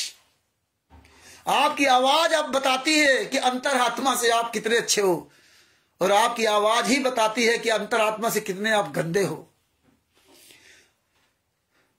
तो ये भगत भाइयों बड़ी दया है परमात्मा की। और लगे रहो ऐसे ही, खूब खूब कमेंट्स में लिखो, जम करके ना कमेंट में लिखो, अपना मोबाइल नंबर डालो, पुस्तक डालो, और बापा सीताराम जी महाराज की वीडियो डाउनलोड करके अपने अपने सभी चैनल डालो। अब आगे बात करते हैं। तीसरी बार जब परंतु चेले राम मस्ती में सोए पड़े थे, गुरु जी की आपत्ति का कोई गम नहीं था। आज देखो वही हाल हो रहा है। तीसरी बार भी सोए पाया, तब कहा कि मेरा समय आ गया है। तीसरी बार सोया पाया, तब कहा कि मेरा समय आ गया है, तुम अब भी सोए पड़े हो। गुरु जी ने क्या कहा था? मेरी अंतिम पुकार सुन लो, मेरी अंतिम पुकार सुन लो, मेरा मुंह काला मत कराओ। तुम मेरा कहना नहीं माना, मेरा कहना नहीं माना, मेरी अंतिम पुकार सुन लो, मेरा मुंह काला मत कराओ। सत्संग के माध्यम से परमेश्वर ने खूब सुनाया, लेकिन हम लोग जा करके मस्ती में, बरवाला में, आश्रम में बढ़िया खूब खाते पीते रहे। हम भी यही काम करते थे, खूब खाते पीते रहे, खूब चाय पीते रहे, ले ले भर भर कटोरा हराम की, फ्री की। गुरु क्या सुना रहा हमें कोई लेना देना नहीं। यही ईसा मसीह जी कह रहे हैं। गुरु कह रहे अपने 12 शिष्यों से, भैया रात भर जागते रहो, जागते रहो, मेरा अंतिम समय आ रहा है। अरे जागते रहोगे तो तुम पास हो जाओगे। क्या, कौन सा काम उन्होंने दिया? केवल जागना कहा था ना, एक रात जागना है और तुम पार हो जाओगे, सब लोग पास हो जाओगे। और आप सोना नहीं। मेरी तो मृत्यु निकट है, मैं सुबह तो मार दिया जाऊंगा, लेकिन तुम लोग 12 शिष्य जागते रहो। उसमें एक शिष्य ने पैसे के लिए मर्डर करवा दिया ईसा मसीह जी का। आज लाखों शिष्यों ने पैसे के लिए संत रामपाल जी महाराज को सजा करवा दिया। ये सोचिए, ये सोचिए आप लोग। और आप लोग लीला लीला चिल्लाते हो। आप लोग, मेरा गुरु क्या कहा था, मुझे जान से मार डालते, मैं छुपा रहा इसलिए बच गया। पूरी दुनिया के सामने भोला। मुझे अफसोस है जो 5 महिला बच्चों की हत्या। ये गुंडे क्या कहते, जेल से ऑडियो आ गई कि वो तो सतलोक चले गए, 5 महिला बच्चे। बड़ा दुख होता है, बड़ा दर्द होता है कि दया बिना दरवेश कसाई। हमारे आपके अंदर दया बहुत तो खत्म ही हो गया सब। अन्य धर्मगुरु गाली देने के लिए हम लोग लग गए। आप लोगों से मैं प्रार्थना करता हूं, निवेदन करता हूं, भगत जी, ये बहुत कीमती समय है। आप लोग अपना मुंह खोलिए। अपने मुंह पे ताला क्यों लगा रखा है? यही बात इसमें लिखी है कि भैया तुम लोग जागते रहिए। केवल जागना था उनको, वो जाग नहीं सके, नींद में मस्त सोते रहे। यही आज हम आप कर रहे हैं। हम लोग रात दिन अपना कमाई में लगे हुए हैं, हमने गुरु के लिए मुंह पे ताला लगा रखा है। हमें तो बोलना नहीं आता। कितनी शर्म की बात है। तुम्हारा ये सब वीडियो बनना। जिस 600 साल पहले हम 64 लाख ने नीच काम किया था, तो संत रामपाल जी महाराज ने, कबीर साहब ने पूरी दुनिया को नीच नहीं कहा। तुम 64 लाख को बताया कि तुम नीच काम किए थे। जिनको तुम नीच कहते हो परमात्मा ने कहा उनकी तो गलती माफ हो जाएगी, उनकी तो गलती माफ हो जाएगी जब वो शरण में आ जाएंगे कभी भी, लेकिन तुम्हारी गलती माफ नहीं होगी। तो आप लोग ये समझिए, सोचिए, अपने गुरु के लिए मुंह खोलिए। कई भगत भाई बहन मुंह नहीं खोल रहे, अपने मुंह का ताला रहे, मुझे तो बोलना नहीं आता, मैं क्या बोलूं मोबाइल के सामने। अरे मोबाइल के सामने तुम्हें बोलना नहीं आता तो आप जब वो आंदोलन होगा तो वहां क्या करोगे? आप वहां यही कहोगे रामचंद्र ने बुलाया था, सचभूषण जी ने बुलाया था। तो भैया आप लोग मत आना अगर आपका मुंह नहीं खुल रहा। हम भगत जी वहां रैली में, उसमें आंदोलन में हम बुला नहीं रहे। आपकी मर्जी हो तो आप आना और ना मर्जी तो मत आना, लेकिन आना तो आप बोलने की क्षमता रखना, इसलिए पहले सीख लो। ऐसे वहां आकर के भैया बदनाम मत कराना कि रामचंद्र ने बुलाया था इसलिए चले आए। इसका मतलब तो है अपने ये पवन संजय मैंड के पास चले जाना, वहां भीड़ का हिस्सा बनना। आप अपने गुरु के लिए नहीं बोल सकते तो किसके लिए बोलोगे? हैं?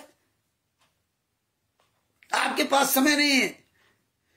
आप सोचिए कि आप क्या कर रहे हो। इतना सुंदर शरीर दिया उस परमात्मा ने, आपको सच बोलने के लिए जुबान दी। 24 घंटे आप अपनी कमाई के लिए रात दिन चिल्लाते हो, लेकिन अपने गुरु के लिए होता तो बोलता नहीं। अरे आप मोबाइल रखिए, काल ब्रह्म तो आपको डरवाएगा, आपको भय पैदा करेगा। ऐसे मोबाइल रखिए, करके जो तुम्हें समझ में आता हो वो बोलिए।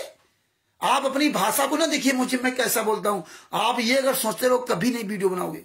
आप पहले रखो, किताब ले लो, ज्ञान अमृत सन्नन का 20वां पुस्तक, ऐसे दिखा करके बोलो, पढ़ के सुनाओ, बस वीडियो वायरल कर दो। वायरल करने के बाद फिर वीडियो पर ही सुनो कि देखो हमने कहां कमी किया। फिर दूसरी वीडियो डाल के दूसरे दिन आपका धीरे सुधार होता जाएगा। 3-4 दिन जहां वीडियो डालोगे तहां इतना बढ़िया फ्लो से बोलने लगेगा, क्योंकि बोलना तो आपको आता है, लेकिन सामने थोड़ा हिचक लगती है क्योंकि आपने काम नहीं किया। तो इसलिए मैं कह रहा हूं 2-3 दिन आपको दिक्कत होगी, इसका बढ़िया धारा प्रवाह बोलने लगोगे, पुस्तक लेके बोलो। आप ये ना सोचो इसमें क्या मैं अगर आपने सोचा कि मैं वीडियो बनाया, फिर देखा सुनो ये मेरी गलती, फिर आपने हटा दिया, फिर बनाया ये मेरी गलती, फिर आपने हटा दिया, तो आप कभी भी नहीं सफल होगे। तो इसलिए वीडियो बनाओ, डालो और इसके बाद सुनो, फिर दूसरा वीडियो बनाओ, उसमें अपनी सिर्फ कमी। जब घोड़ी पर चढ़ने वाला जो गिरेगा तभी भगत जो सीखेगा, साइकिल चलाने वाला ऐसे नहीं सीख जाता। तो आप लोगों से मेरा निवेदन है कि आप लोग अपनी आवाज खोलिए, अपनी आवाज खोलिए। आपके पास मोबाइल है और जितने ही वीडियो आते हमारे बापा सीताराम जी महाराज के, और भी ये दिन भर रात दिन हजारों सैकड़ों ग्रुपों में शेयर करते रहो, फेसबुक, व्हाट्सएप, यूट्यूब, ट्विटर पे जम करके शेयर करते रहो। आगे देखो क्या लिखा है। तीसरी बार भी सोया पाया, तब कहा कि मेरा समय आ चुका है, तुम अब भी सोए पड़े हो। इतने में तलवार तथा लाठी लेकर बहुत बड़ी भीड़ आई तथा उनके साथ एक ईसा मसीह का खास यहूदा इस्करियोती नामक शिष्य था, जिसने 30 रुपए के लालच में अपने गुरुजी को विरोधियों के हवाले कर दिया। मात्र 30 रुपए की लालच में, मात्र 30 रुपए की लालच में ईसा मसीह जी के शिष्य ने विरोधी के हवाले कर दिया। आज हम लोग मात्र पैसे के लालच में कोऑर्डिनेटर और नामदान संचालक स्टेट कोऑर्डिनेटर बन करके मात्र कागज के टुकड़ों के लालच में या देसी की हलवा राम का भंडारा खाने के लालच में अपने गुरु को दुश्मनों के, हत्यारों के हाथ में सुपुर्द कर दिया।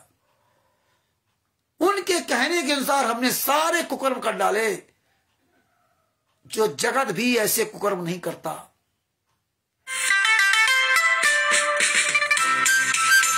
जो जगत भी ऐसे कुकर्म नहीं करता। एक फोन आ रहा था इसलिए वो बीच में डिस्टर्ब हो गया।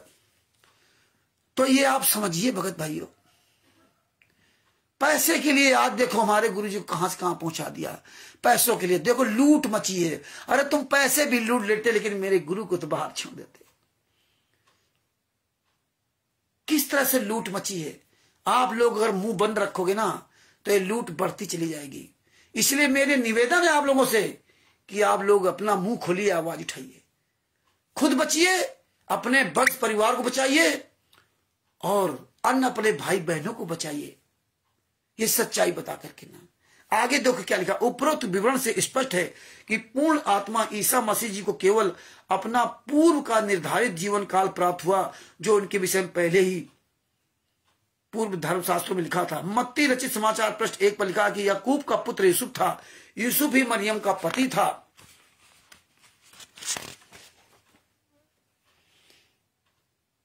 और मरियम को एक फरिश्ते से गर्भ रहा था। तब हजरत ईसा जी का जन्म हुआ। समाज की दृष्टि में ईसा जी के पिता यूसुफ थे। आगे क्या लिखा, 30 वर्ष की आयु में ईसा मसीह जी को शुक्रवार के दिन सलीब मौत मतलब दीवार के साथ एक प्लस आकार के लक्कड़ के ऊपर ईसा जी को खड़ा करके हाथों व पैरों में मेख मोटी मोटी कीलें गाड़ दी। अब सोचिए, आप तो कथा सुनते हो, मोटी कीलें गाड़ दी। अब दर्द समझिए कि आपके अगर कांटा लग जाए तो कितना दर्द होता है।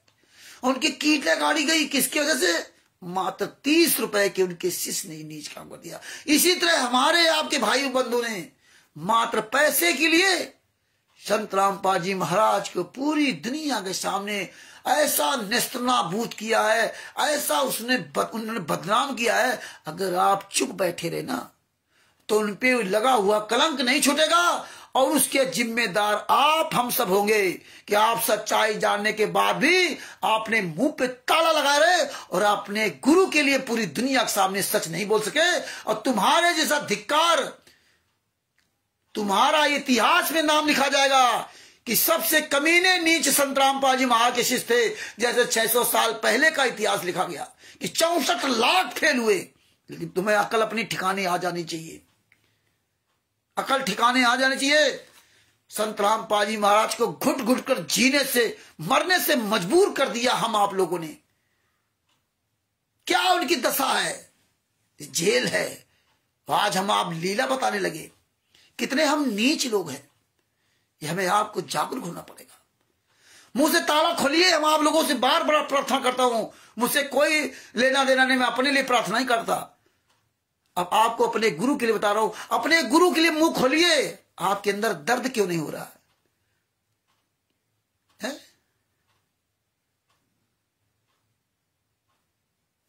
क्यों नहीं दर्द हो रहा? क्यों नहीं आप आवाज उठा रहे? क्यों आप चुपचाप बैठे हो? हमारा वीडियो घंटे बाद मत देखा करो। अगर आपको बोलना नहीं है, बाहर में जाओ। तुम लोग नहीं बोलते हो, जो बोलते हैं, जो बोल रहे हैं या बोलना चाहते हो बोले ना। आगे क्या बताया? पैरों में मेख मोटी कील गाड़ दी, जिस कारण से अति पीड़ा से ईसा मसीह जी की मृत्यु हुई। कितनी दर्दनाक मौत हुई, कितनी दर्दनाक मौत हुई। कीलें कैसे गाड़ी गई? आज ईसा मसीह के लोगों को दर्द है क्या? बढ़िया मुर्गा चाप रहे हैं, बढ़िया मतलब बने घूम रहे हैं, उनका केवल प्लस वाला निशान गले में टांग लिया। इससे कुछ हासिल नहीं होगा। उससे ज्यादा नीच काम सभी धर्मों में हम लोग करने लगे। यही नीच काम हम लोग करने लगे, अपने बाप को जेल में डाल करके। एक निर्दोष जिसका कोई लेना देना नहीं। आगे क्या कहा? तीसरे दिन रविवार को ईसा मसीह जी फिर से दिखाई देने लगे। तीसरे रविवार को ईसा मसीह जी फिर दिखाई देने लगे। 40 दिन कई जगह अपने शिष्यों को दिखाई दिए, 40 दिन तक, जिस कारण भक्तों में परमात्मा पर आस्था दृढ़ हुई। वास्तव में पूर्ण परमात्मा ने ही ईसा जी के रूप में प्रकट होकर प्रभु भक्ति को जीवित रखा था। काल तो चाहता था कि यह संसार नास्तिक हो जाए, परंतु पूर्ण परमात्मा ने भक्ति वर्तमान समय तक जीवित रखनी थी। अब ये पूर्ण रूप से फलेगी। उस समय के शासक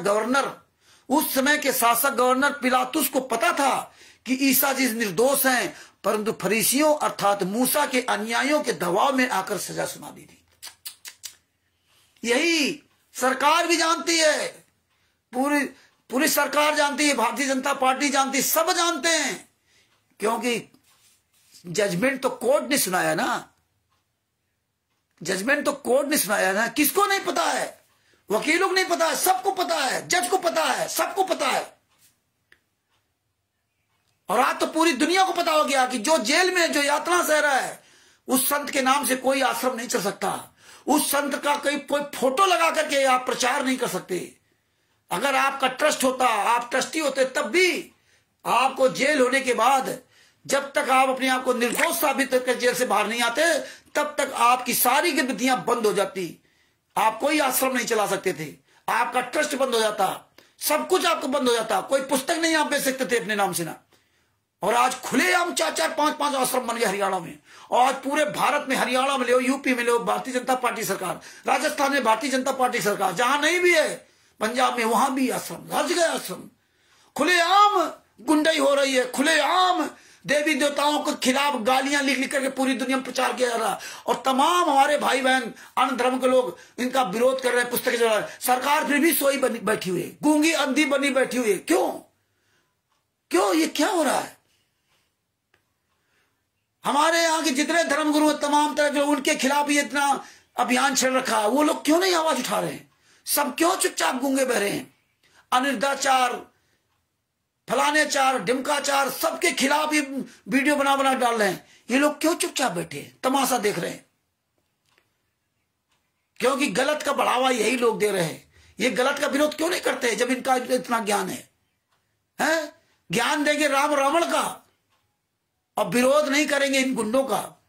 तुम्हारे देवी देवताओं का इज्जत बेइज्जती कर रहे हैं, तुम्हारे भगवानों की ऐसी तैसी कर रहे हैं, पुस्तकों में लिखकर गली गली में प्रचार करा रहे हैं, सोशल मीडिया पर जम करके ना फर्जी आईडी बनाकर किया जा रहा है। ये चुपचाप क्यों बैठे हैं, तमाशा देख रहे हैं?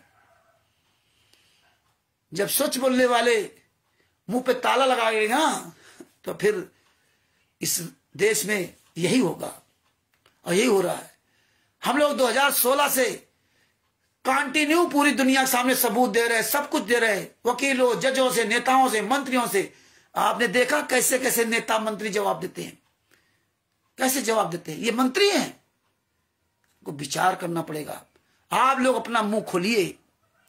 आपकी लड़ाई कोई लड़ने नहीं आएगा, आपको स्वयं लड़ना पड़ेगा। फिर वो परमात्मा तमाम बापा सीताराम जी महाराज जैसे लोगों को खड़ा कर देता परमात्मा। आगे क्या लिखा? पिलातुस को पता था कि ईसा जी निर्दोष है। उनको पता था ये निर्दोष है। संत रामपाल जी महाराज के बारे में सबको पता है कि निर्दोष हैं। क्यों कोई कांडे नहीं? इन्होंने तारीखें खुलवाई, उनकी तो तारीखें माफ थी। ये तो कोर्ट का मामला है ना, रोहतक कोर्ट ने उनकी तारीखें माफ कर रखी थी। ये आग मुझते रहे, जबकि संत रामपाल जी महाराज ने करौथा आश्रम छोड़ दिया था। वो आश्रम है ही नहीं इनके अंदर, वो पुलिस के सरकार का हो गया आश्रम, करौथा आश्रम वो सरकार का हो गया। और दौलतपुर बलजीत का है स्पेशल, और ये भी इसका हो गया सब। तो ये तो सब कुछ परमेश्वर ने हमें आपको सब कुछ दिखाया चीजें। तो ये बातें हमें समझनी पड़ेगी। पैसों के लिए देखिए क्या कर दिया। सरकारें सब जानती हैं, मीडिया प्रशासन सब जानता है ये निर्दोष है। हम आप तो फाइल भेज रहे हैं ना, पूरी दुनिया में फाइल भेजी, पुस्तक बना के भेजी। क्या कोई सुन नहीं रहा? सब सुन रहे हैं, लेकिन सब गूंगे बहरे क्यों बने बैठे हुए? ये हमें आपको समझना पड़ेगा। यही इसमें लिखा, पिलातुस को पता था, वहां के राजा को पता था कि ईसा मसीह जी निर्दोष हैं, फिर भी वहां की जनता के कारण मजबूरी में इनको सजा सुनानी पड़ी। यही भारतीय जनता पार्टी, कांग्रेस, सबको पता है कि संत रामपाल जी महाराज निर्दोष हैं, लेकिन इन गुंडों से इनको वोट चाहिए, पैसा चाहिए, वोट चाहिए। तो क्या करें? हमें कोई ज्ञान से मतलब नहीं है, नेताओं को कोई ज्ञान से मतलब नहीं, उनको तो वोट चाहिए, सीट मिले, काम खत्म, भाड़ में जाओ तुम। आज देखो वही काम कर रहे हैं जिस भारतीय जनता पार्टी को गालियां देते थे, आज उसी भारतीय जनता पार्टी को वोट डलवा रहे, उसी का सदस्य बनवा रहे। जहां जिसकी सरकार है वहां उसको उस हिसाब से वोट डलवाते। कांग्रेस को कांग्रेस, जहां सरकार वहां कांग्रेस को वोट दो। ये नीच काम खुलेआम करवाए जा रहे हो। कर कौन रहा है? भगत समाज। करवा कौन रहा है? ये गुंडे लोग। नाम किसका इस्तेमाल? संत रामपाल जी महाराज। तो आप सबसे बड़े दोषी हो, इसलिए आप लोग अपनी आवाज खोलो। अन्य हमारे भाई बहन जो नहीं जाग पा रहे हैं, नहीं उनको प्रचारों पता चल पा रहा, नए हैं, तो आप लोग रोज जब चिल्लाओगे धीरे धीरे सबको पता चलेगा, धीरे धीरे सब जागरूक होंगे। लेकिन आप आवाज तो खोलिए, एक एक करके ज्ञानवंत बनिए।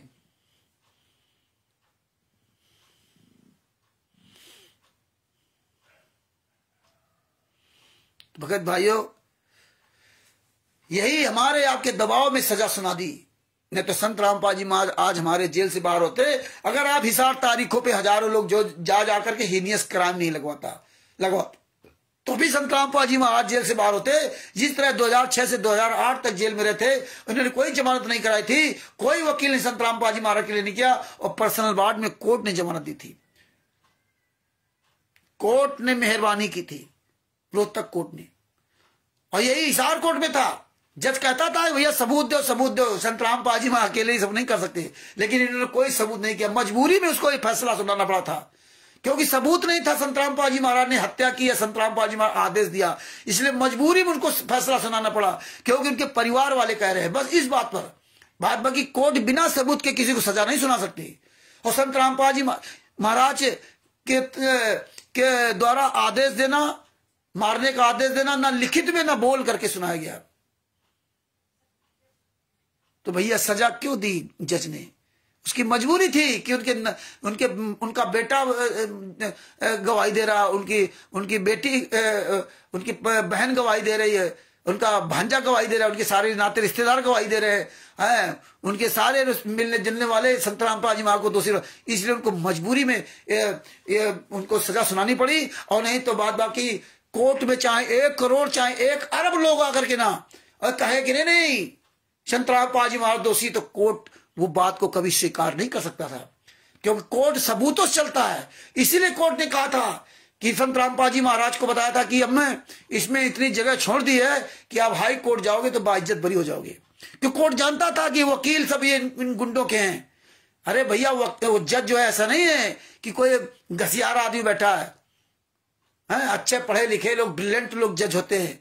जज को बड़ा दुख था, तकलीफ थी, ये फैसला सुनाते हुए मजबूरी में फैसला सुनाया था।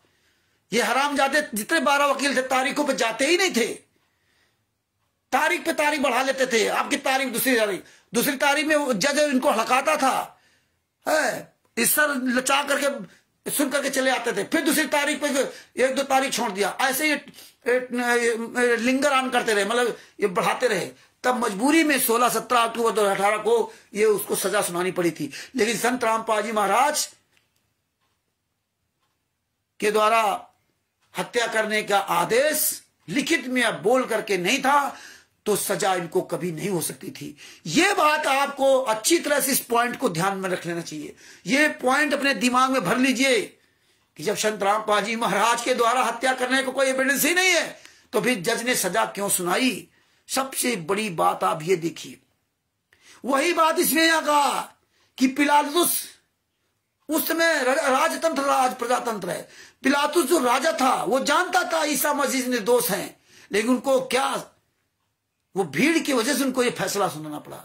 जब जानता था संतराम पाजी महाराज निर्दोष हैं, लेकिन भीड़ 28 लोगों की भीड़ एक व्यक्ति को, उनके घर परिवार के लोग ही उनको बता रहे इनके कहने मार डाला, इनके कहने मार डाला, तो मजबूरी में उनको ये फैसला सुनाना पड़ा।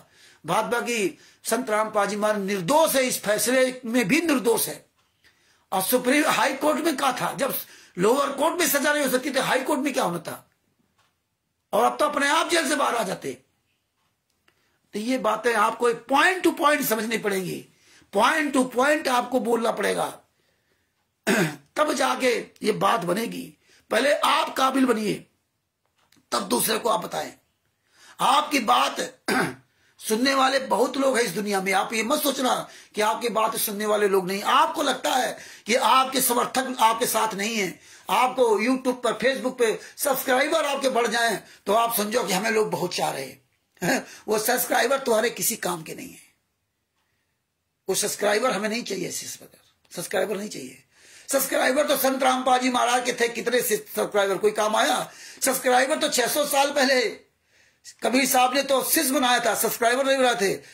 उनके साथ कोई काम आया? 64 लाख सब्सक्राइबर तो सतलोक में थे, हम लोग लाखों करोड़ों वो, लेकिन जब बात आई तो एक को कोई काम आया? तो ये सब्सक्राइबर नहीं, ये वहां टिक कर दिया, हेलो हाय सब्सक्राइब कर लिया, ये पैसे के लिए आपके सब्सक्राइबर बढ़ सकते हैं।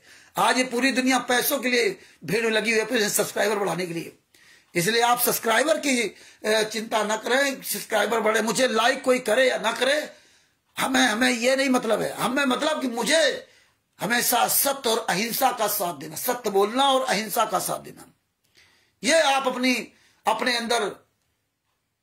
अंदर जो ना ये विचार रखिए अपने विचारों को दृढ़ता के साथ, मजबूती के साथ, एक एविडेंस के साथ पूरी दुनिया के सामने रखिए।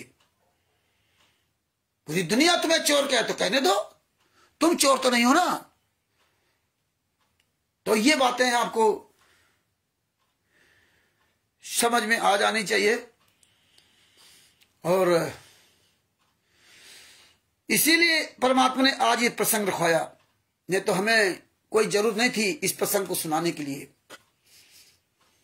तो भगत भाइयों, अपने अंदर जोश पैदा कीजिए। जो लोग नहीं बोल रहे, अपनी मरी आत्मा को जगाइए। तुम्हारी आत्मा तुम्हारे पिता के लिए तरस रही। परमात्मा ने कहा ये आत्मा फिर ये जीव बन जाती है। जीव को आत्मा बनाओ, और जीव आत्मा तभी बनेगी जब आप ये सच बोलना शुरू करेंगे। नहीं बोलोगे तो जीव आत्मा नहीं बन सकती। जब आत्मा नहीं बनेगी तो आत्मा से फिर आप पार भी नहीं हो सकते, जब तक आत्मा नहीं बनेगी। तो ये बातें समझिए, सोचिए, और आगे जो ना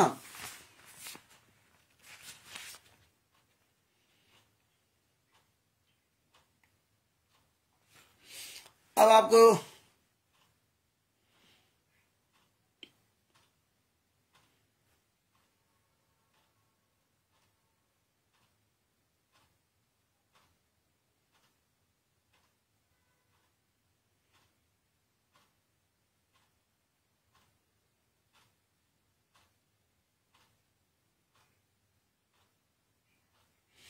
तो इस तरह परमेश्वर ने सब दिखाया और बताया।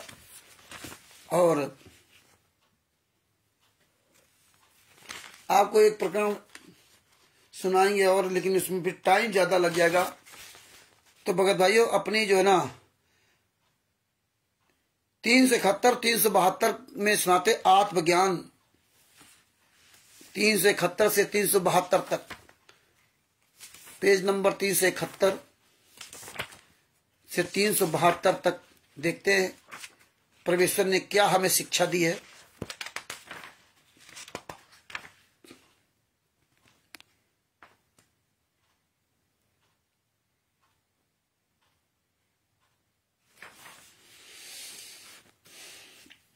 पेज नंबर 371, अध्याय आत्मबोध का सारांश।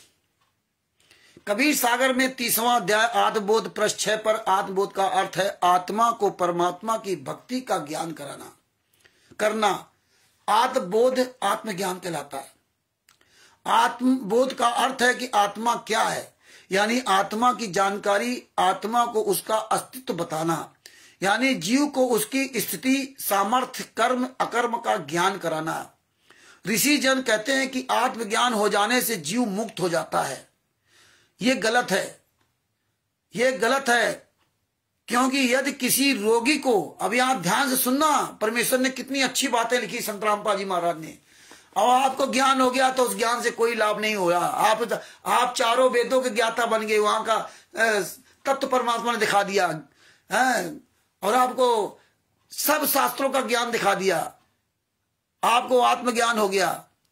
अब आगे क्या कह रहे हैं, ये बहुत ध्यान से सुनना। परमात्मा ने बहुत अच्छी बातें लिखी संत रामपाल जी महाराज ने, हमें आपको बड़ी इजली से समझाने के लिए बहुत मेहनत किया, बहुत बड़ा कठिन ये त्याग किया है हमारे आपके लिए, और आज वही आज सजा भोग रहे हैं।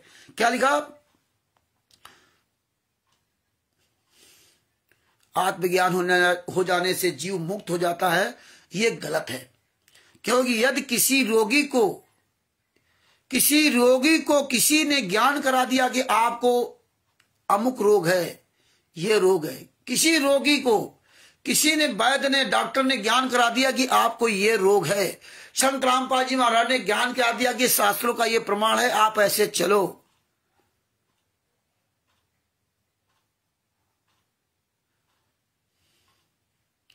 ज्ञान करा दिया कि आप अमुक रोग है, इतना जानने से वह व्यक्ति रोग मुक्त नहीं हो गया। इसी तरह ज्ञान अगर आपने समझ लिया तो ज्ञान सुनने से आप जो है ना ज्ञानी नहीं बने। इसीलिए आपको आत्मज्ञान हो गया कि मेरे ये बीमारी है, डॉक्टर ने बता दिया ये बीमारी है, तो बीमारी जानने से आपकी बीमारी ठीक नहीं होगी। कितना मतलब सरल उदाहरण परमात्मा ने पेश किया। और इन्होंने तो कबीर सागर सल्लात पेज नंबर 598 में हनुमान जी पूछ के तुलना गधे के लिंग से लिख दिया। मतलब इतना बढ़िया उदाहरण इन्होंने ढूंढ के लिखा। हमारे गुरु जी कैसा उदाहरण देते वो आज आप सुन रहे हो सामने। इतना जानने से वह व्यक्ति रोग मुक्त नहीं हो गया, उसको वैद्य का ज्ञान भी कराना पड़ेगा, वैद्य का ज्ञान कराना पड़ेगा। किसी ने बता दी ये बीमारी तो है, ये बीमारी ठीक कैसे होगी, उसके लिए डॉक्टर की जरूरत है, वैद्य की जरूरत है, वैद्य का ज्ञान कराना पड़ेगा, तब रोग समाप्त होगा।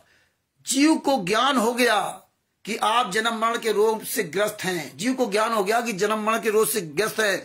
जब तक जन्म मरण समाप्त नहीं होगा तब तक जीव को परम शांति नहीं हो सकती, क्योंकि तब तक आप जन्म मरण के रोग में ग्रसित हो ना, तब तक आपको शांति नहीं मिल सकती, नहीं हो सकती। गीता अध्याय श्लोक नंबर 18, गीता अध्याय 18 श्लोक नंबर 62 में कहा है, कूप की छाया कूप में माही ऐसा आत्मज्ञान। भावार्थ की जैसे कुएं की छाया कुएं में सीमित है, उसका बाहर कोई लाभ नहीं होता। कुएं की छाया कुएं में सीमित है, उसका बाहर कोई लाभ नहीं होता। इसी प्रकार यदि आत्मज्ञान करा दिया और समाधान हुआ नहीं तो उस ज्ञान का कोई लाभ नहीं, उस ज्ञान का कोई लाभ नहीं। इस अध्याय में परमेश्वर कबीर जी ने आत्म तथा परमात्मा दोनों का ज्ञान करवाया। आत्म और परमात्मा एक नूर जहूर, बीच में झाई कर्म की ताते कहिए दूर। भावार्थ है कि परमात्मा और आत्मा और परमात्मा का मिलता जुलता अस्तित्व है, क्योंकि आत्मा का जनक परमात्मा है। सोने गोल्ड के पहाड़ से बने आभूषण बने हैं तो दोनों सोना यानी गोल्ड ही है। यदि आभूषण वाले सोने में मिलावट है तो उसका मूल्य कम हो जाता है। उसे शुद्ध करने के पश्चात ही वह शुद्ध सोना कहलाता है। शुद्ध करने की प्रक्रिया का ज्ञान होना अनिवार्य है। इसी प्रकार आत्मा कर्म के मैल से जीव बनी। आत्मा देखो कर्म के मैल से जीव बनी, इसलिए आप कर्म अच्छे कर लो। अभी देखो परमात्मा ने इसीलिए उसमें बताया था ईसा मसीह के प्रसंग में कि हम जीव बने, अच्छे कर्म कर लो तो आत्मा बन जाओगे। मुंह से बोलना शुरू कर दो अपने गुरु के लिए, अगर आत्मा बनना है तो आत्मा बनोगे तभी पार हो पाओगे, वरना जीव बने रहो, भोगते रहो 84 लाख योनियों में। ये परमात्मा ने हमें बहुत सूक्ष्म से सूक्ष्म ज्ञान दिया। आगे क्या कहा?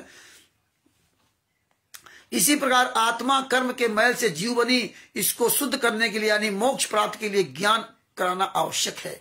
परमेश्वर कबीर ने इस आत्मबोध अध्याय में आत्मबोध, परमात्म बोध तथा मोक्ष प्राप्ति की विधि बतलाई है। क्या बताइए? भक्ति भगवान की बहुत बारीक है। शीश सौंपे बिना भक्ति नाही, और होए अवधूत सब आशा तन की तजय, जीवता मरे सो भक्ति पाही।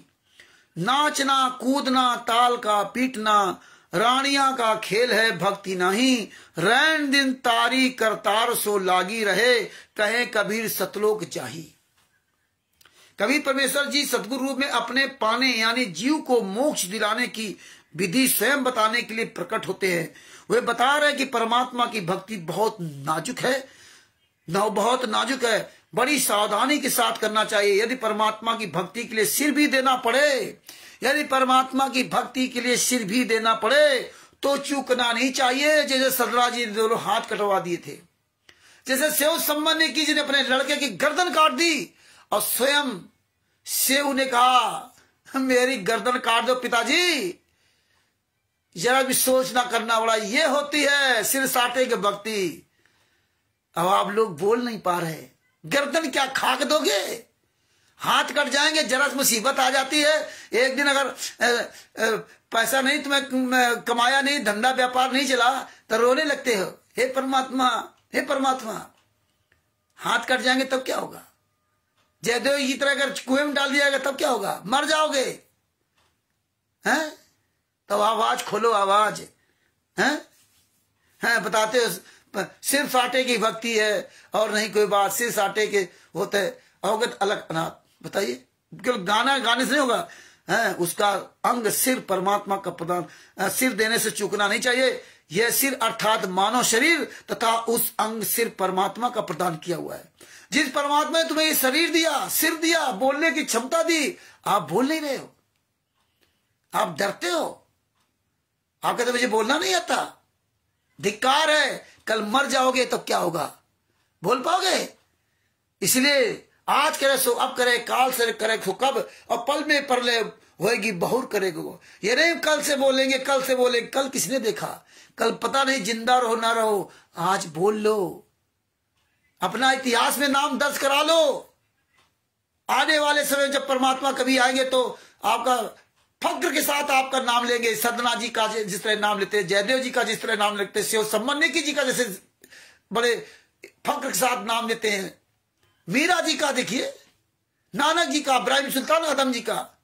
ऐसे कर्म कर लो, इस शरीर से मेरी बात मान लो, मेरी बात मान लो, अपने गुरु के लिए बोल लो। ये बहुत अच्छा मौका है, दोबारा ऐसा मौका नहीं मिलेगा कि आप सच्चाई जान जाओ फिर बोल लो।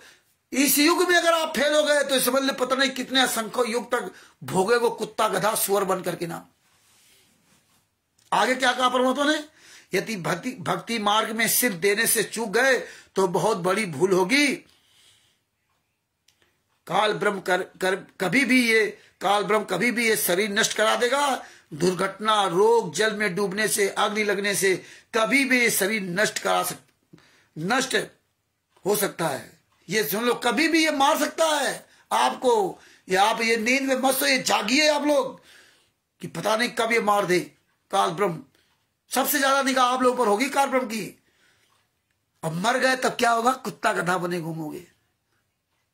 यदि परमात्मा प्राप्ति के लिए समर्पित करना पड़े तो सौभाग्य जाने और पीछे मुड़ करके ना देखे।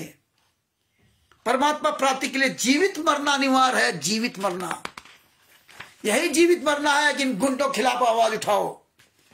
जीवित मरना क्या है, परमात्मा ने देखो इसमें कितनी बड़ी बात कही। जीवित मरना क्या, आप जी को गुरु दर्शन या सत्संग सुनने के लिए जाना है, दूसरी ओर कोई अनिवार्य काम भी करना है, तो आप जी अनिवार्य कार्य छोड़कर सत्संग सुनने तथा सतगुरु सेवा में जाना चाहिए। ये कार्य वही कर सकेगा जो जीवित मर चुका है। तो ये वही आवाज उठाएगा जो जीवित मर चुका है, वरना किसी की हिम्मत नहीं है। अपने गुरु की सेवा के लिए और गुरु के सत्संग सुनने जाने के लिए वो उसको दुनिया तमाम उसका बाधा पहुंचाएंगी कि ये मुंह से बोल ना सके, ये कहीं जा ना सके, ये सच ना बोल सके, आपको डरवाएगा काल। लेकिन परमात्मा ने क्या कहा कि अनिवार्य कार्य, आप 24 घंटे में 5 मिनट आपके पास टाइम नहीं है। सबसे अनिवार्य काम है संतराम पाजी महाराज के दुख दर्द का पूरी दुनिया के सामने कम से कम 5 मिनट का रोज वीडियो डालो। इतना अनिवार्य काम के लिए आपके पास समय नहीं है। रात भर धरना के सो रहे, दिन भर काम करते, रात में सो गए, बड़े थके हैं। रामचंद्र तो 2 घंटा फालतू बकवास करता है, बेवकूफ है ना, वो भौंक रहा है। सो जाओ आराम से। हमें तो नींद नहीं आती है, 12, 1, 2 बज जाता है, पूरी रात किसी दिन बज जाए ऐसे, है ना। और डेली हमें 12, 1, 2 बजता है। और आप लोगों को ये सोचे नहीं आता कि हम क्या कर रहे क्या नहीं कर। दिन भर हम भी बोलते हैं, दिन भर तमाम फोन आते, तमाम लोगों से बात करता हूं। तो परमेश्वर ने इसीलिए इसमें बताया है, ये कार्य वही कर सकेगा जो जीवित मर चुका है। एक व्यक्ति को अति अनिवार्य कार्य था, जिस कारण से उसने रातों रात जाकर वापस आकर उस कार्य को करना था। रात्रि बस सेवा, नाइट सर्विस बस से दिल्ली से चंडीगढ़ रवाना हुआ, सुबह तक वापस लौटना था। वह बस दुर्घटनाग्रस्त हो गई, वह व्यक्ति मारा गया। जिस अनिवार्य कार्य के लिए वो रातों रात भागा था, उस कार्य को अब कभी भी नहीं कर सकेगा। तो आप समझ लीजिए, कल हो सकता है आप अपनी मेडिकल डॉक्टरी न कर पाओ, कल आप खेती किसानी न कर पाओ, कल आप कहीं नौकरी न ड्यूटी पर जा रहे हो वहां न जा पाओ, कल आप गाड़ी चलाने जा रहे हो तो गाड़ी न चला पाओ, कल आप खेती किसानी करने जा रहे हो किसानी न कर पाओ, कल आप खाना खाओगे तो पता लगा खाना अटक गया आपके गले में, आप मर गए। पानी पिया वो अटक गया गले में, आप मर गए। सांस आपकी रुक गई, आप मर गए। तमाम तरीके से काल ब्रह्म आपको मारेगा। क्या कर लोगे? इसलिए समय रहते आज यही से बोलना शुरू कर दो, आज यही से बोलना शुरू कर दो। परमात्मा तुम्हारे दिल में बैठा देख रहा है, परमात्मा बैठा है, गुरु भी बैठा है, ब्रह्मा विष्णु महेश दुर्गा गणेश काल भी बैठा है इसके अंदर। काल भी तुम्हारी एक गद्दारी का वो लेखा रखता है कि तू अपने गुरु का नहीं हुआ तो दूसरे कैसे हो सकता। वो सत्यकारा धर्म राय कर रही, अपना किया स्वदन रही, तुमसे गलत करवाएगा और फिर तुम्ही को दंड देगा। तुम हरामखोर, अपने गुरु का नहीं हुआ, तुम्ही को मारेगा। तो आज ही से आप नियम बना लीजिए कि हमें आज से बोलना है, हम अब बोलना बंद नहीं करेंगे। मर जाओगे तब क्या होगा? कहीं एक्सीडेंट हो गया, हाथ पैर कट गए या लकवा मार गया, तब क्या करोगे? अधरंग मार गया, टेढ़ा मूल्य घूमोगे, पानी भी नहीं पी पाओगे। इसलिए हम आप लोग प्रार्थना करते हो, अपना मुंह खोलिए। सबसे जरूरी काम, अपने गुरु के लिए आवाज उठाइए। आप 5 मिनट का वीडियो नहीं डाल सकते आप, तो धिक्कार है ऐसे जीवन का। आगे परमात्मा ने कहा, अब इस अनिवार्य कार्य को कौन करेगा? इसलिए 2 या 3 दिन के लिए मरकर सत्संग तथा सदगुरु सेवा में चले जाते हैं, उनको ज्ञान होता है। 2-3 दिन के पश्चात फिर कार्य करके क्षतिपूर्ति कर लेते हैं। यदि स्थायी परमानेंट मृत हो गई, तब कौन करेगा? इसको जीवित मरना कहते हैं। नाचना, कूदना, ताल मृदंग का बजाना, रंडियां यानी हिजड़ों के खेल के समान है, जो जागरण में या अन्य धार्मिक कार्यक्रम में नाचते कूदते हुए भक्ति नहीं है। रात दिन सूरज का तार करतार में लगा रहे हुए मोक्षदायक है। रैन दिन संत यूं सोवता देखिए, संसार की तरफ सू पीठ दिया, मन अरु पवन फिर फूट चाले नहीं, और चंद और सूर को सम किया, टट की चंद चकोर की तरह सूरज अरु निरति का तार बाजे, नौबत तहां रैन दिन शून्य में धुरत है, कहें कबीर यूं गन गाजे। परमात्मा ने कहा, संत संसार की ओर से पीठ करके सोता है, यानी सांसारिक भोग विलास तथा शानो शौकत से मुख मोड़ लेता है। जो संत होता है सांसारिक भोग विलास तथा शान शौकत से मुख मोड़ लेता है, और हम आप लोग उसी में उलझे हुए हैं, उसी में 24 घंटा। तो हम संत काहे के हैं? ये संत की परिभाषा है। क्यों शान शौकत की तरफ मुंह मोड़ लेता है? आज हम शान शौकत में ही मस्त है, बढ़िया कमा रहे हैं।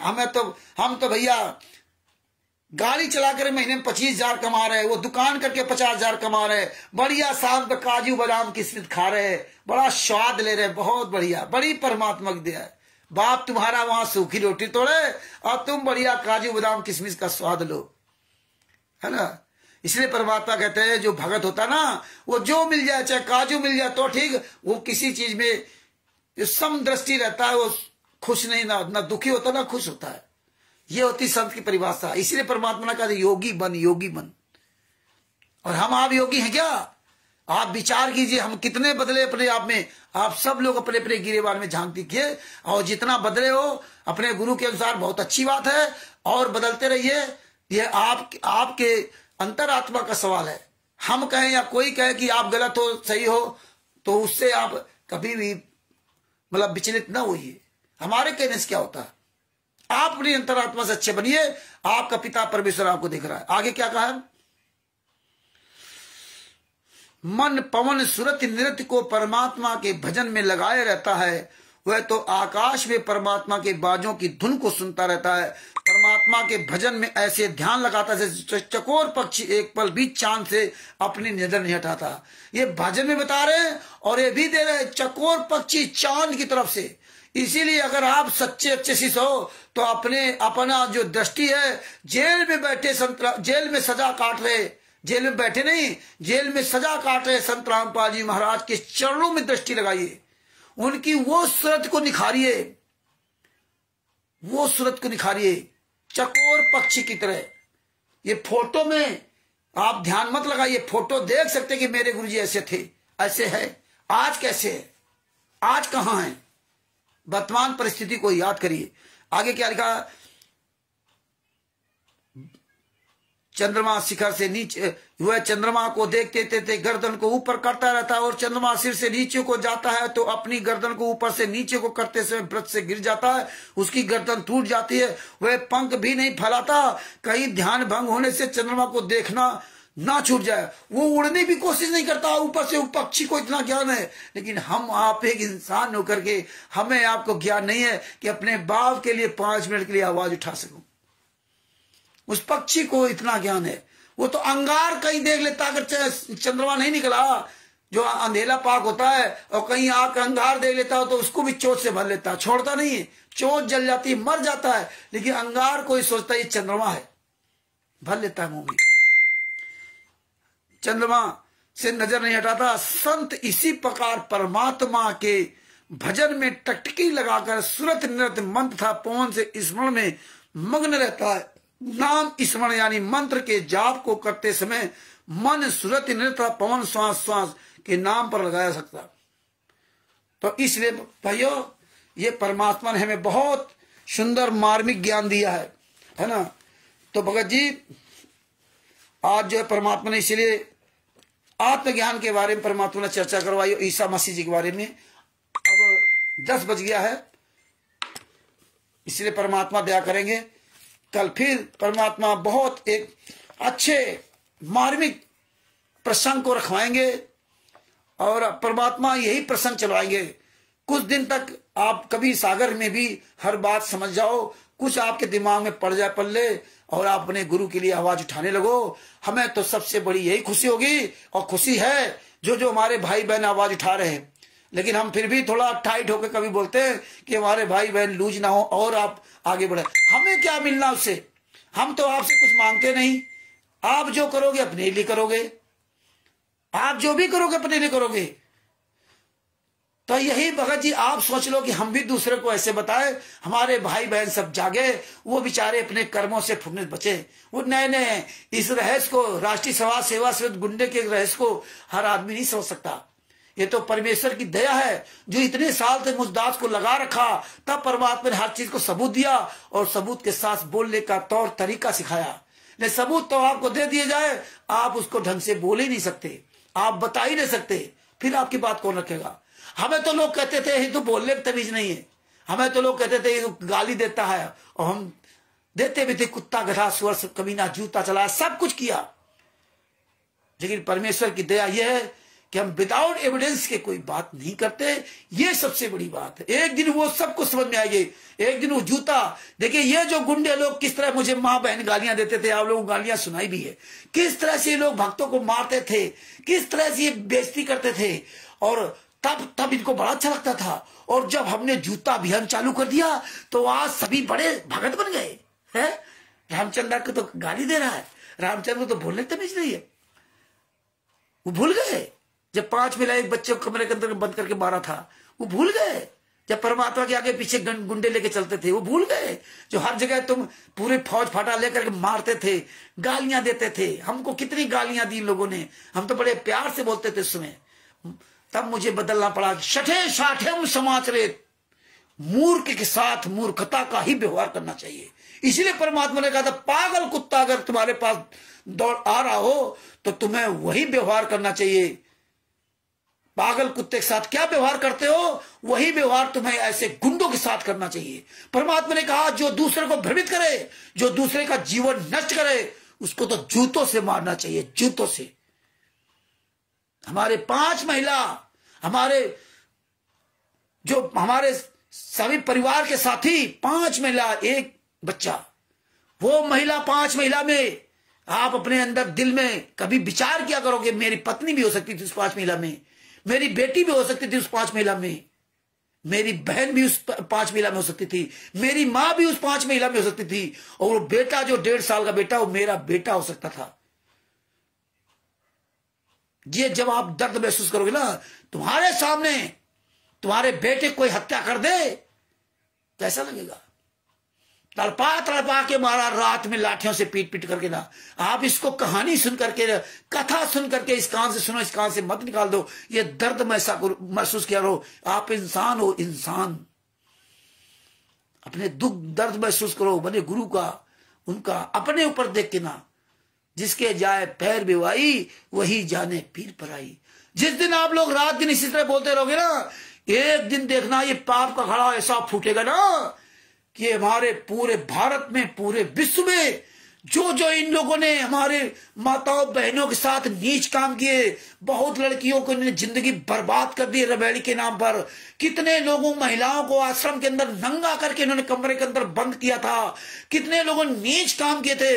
आज वो अपनी इज्जत मर्यादा के चुपचाप बेचारे छुप रह गए।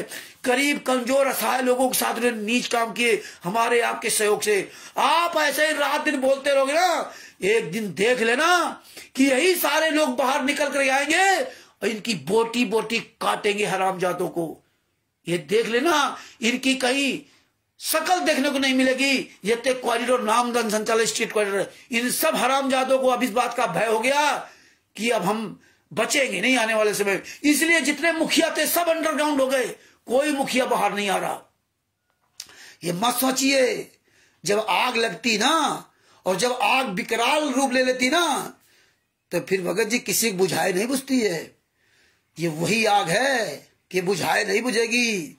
ये चारों धर्म गुरुओं के लोगों को जिस तरह ये नीचता, जिस तरह ये कुकर्म कर रहे हैं, ये पूरी दुनिया के सामने दिखा रहे। संत रामपाल जी महाराज का चेहरा दिखा रहे, ऐसे नीच है। अब हम आप लोग सच्चाई बताने लगे तो अब देखिए उसका अपोजिट उल्टा आने लगा।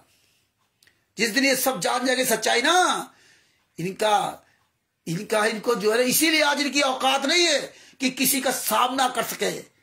ये आप देख लीजिए कितना ये डरे हुए कार लोग, बेईमान, ठग, हरामखोर, दोगले की औलाद, केवल व्हाट्सएप फेसबुक पे भौंकने वाले। अब तो साले भौंक ही नहीं रहे। कहां मर गए जाकर क्वालिटर, कहां मर गए नामदान संचालक, कहां मर गए स्टेट क्वालिटर, कहां मर गए।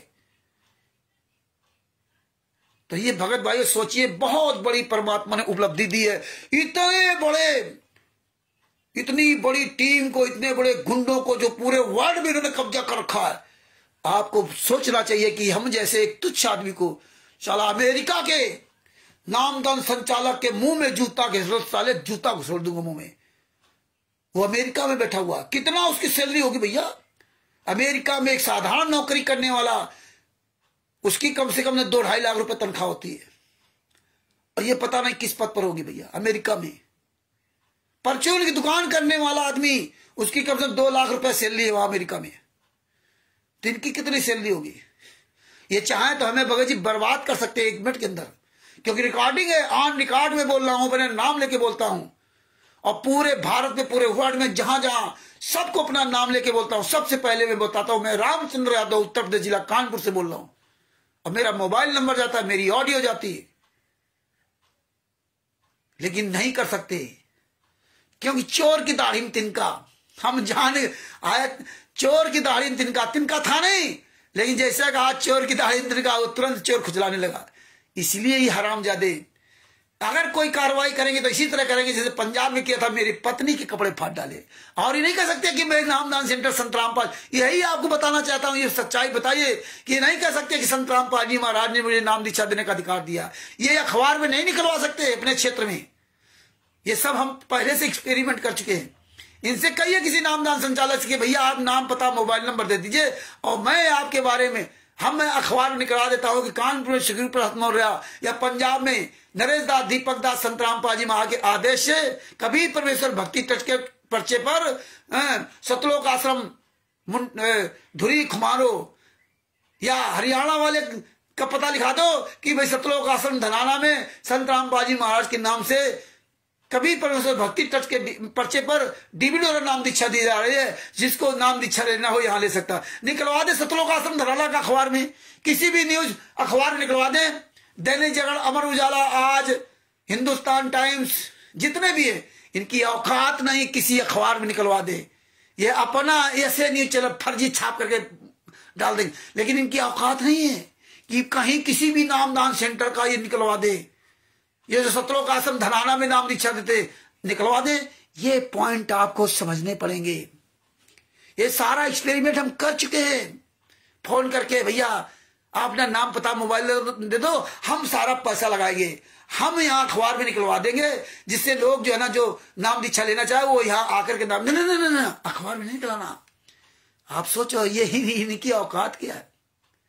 तो भगत भाइयों, ये सब औकात आप जान रहे हो। आप शेर दिल बनिए, शेर दिल। आप अपनी पकड़ मजबूत कीजिए। अरे साला एक शेर आवाज दहाड़े तो साले हाथियों के झुंड लीद करके भाग रहे। आज वही हालात है कि आप लोग दहाड़ रहे हो, ये साले हाथियों के झुंड चोर की तरह छुपे वहां चिल्ला रहे हैं, भौंक रहे हैं। जैसे कुत्ता होता ना, एक कुत्ता हाथी को देख लेता दूर जाके भौंकता है, पास में नहीं। ये वही हालत, अब दूर से भौंक रहे हैं। आप सोचिए इनकी कितनी क्या औकात है। इसलिए मुझे खुशी होती है हालांकि मुझे गम है कि हमारा गुरु जेल में यात्रा से रहा, लेकिन मुझे खुशी है कि धन्य है हमारे सदगुरु संत रामपाल जी महाराज, हम जैसे भैंसों से ऐसा मंत्र बुलवाया, ये गुंडे जितने बड़े थे वो सब पता नहीं कहां गायब हो गए। इनकी औकात नहीं है, अरे आज सीताराम बापा जी महाराज का सामना कर सके, इनकी औकात नहीं है कि जितने हमारे भाई बहन बोल रहे हैं कि इनका सामना करा। इसीलिए भगत जी भाई कहता हूं, हमेशा अपनी ईमानदारी और मेहनत की कमाई खाना, अपनी मेहनत की कमाई खाना, नमक रोटी खाना, और परमात्मा आपको बरकत देगा, आपको तरक्की देगा, आपको दिन दूना रात चौगुना बढ़ाएगा। और बढ़ाए चाहे ना बढ़ाए, हम तो परमात्मा ने ये कहते हैं ना, साईं इतना दीजिए जामे कुटुंब समाए, और मैं भी भूखा ना रहूं साधु न भूखा जाए। पहले वह तो परमात्मा ने कहा ये भी नहीं मांगना चाहिए, ये तो आपको बिना मांगे मिल रहा है। फिर आप ये कभी बोलो ही ना अपने गुरु जी कभी साहब सामने कि साईं उतना दीजिए, अरे उससे ज्यादा आपको मिल रहा है। आज जब बताओ किसको कोई खाने के लिए परेशान है क्या? नहीं, उससे ज्यादा तो बिजली का बिल आता है। उस समय हम रोटी के लिए परेशान थे, लड़कों की फीस देते, अब हमारे बच्चे इंग्लिश मीडियम पढ़ते रहे, अब हम कहते हैं परमात्मा में दो, अरे हमें तो इतना दे दिया कि साला मैं तो 85 पैसे फीस नहीं दे पाता था, और हम 14-15 हजार रुपए महीने बच्चों की फीस देते रहे। वो परमात्मा दुखी नहीं होगा है कि साला तू 85 पैसे काबिल नहीं था अपनी फीस देने के लिए, आज तुझे मैंने इतना काबिल हो रहा था फिर भी मांग रहा है यार, फिर भी मांग रहा है, शर्म नहीं आती तुमको? तो भगत भाइयों, ये कभी ना बोला करो कि साईं उतना दीजिए जामे कुटुंब समाए, वो तो तुम्हें उससे ज्यादा पहले दे रहा है और तुम तो उससे बहुत आगे हो। हाँ, तो ये बातें ध्यान रखना चाहिए। और अब आप सब लोग अपनी आवाज बुलंद कीजिए, ये ज्ञान अमृत शरण का विश्वनाथ पुस्तक का प्रचार कीजिए जम करके ना, और रोज 5 मिनट का वीडियो डालो। आप देख लेना, बूंद बूंद से घड़ा बनता है। हाँ, बूंद बूंद से घड़ा भरता है भैया, बूंद बूंद से ना। ये सच्चाई पूरी दुनिया के कोने कोने में जा रही है, और यही परमात्मा ने आप सब भाई बहनों पर दया की है। आपके सबके सहयोग से हम भी आगे बढ़ रहे हैं। आप लोग सहयोग ना करते तो हम कहां बढ़ पाते? हमें तो सारे सबूत, सारी चीजें आप सबके द्वारा मिली। वो अलग बात है कि परमेश्वर ने दया कर कलेक्शन करवाया, लेकिन मिला सब हमें आप सबके द्वारा।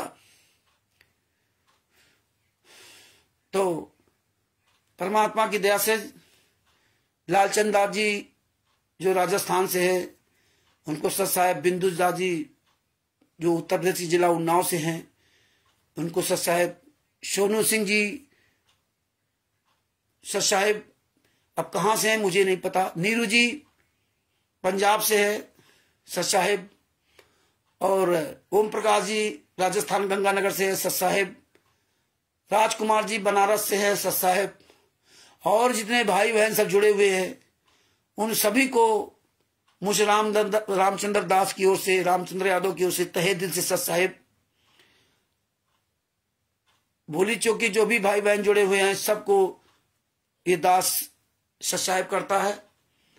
और हम सभी लोग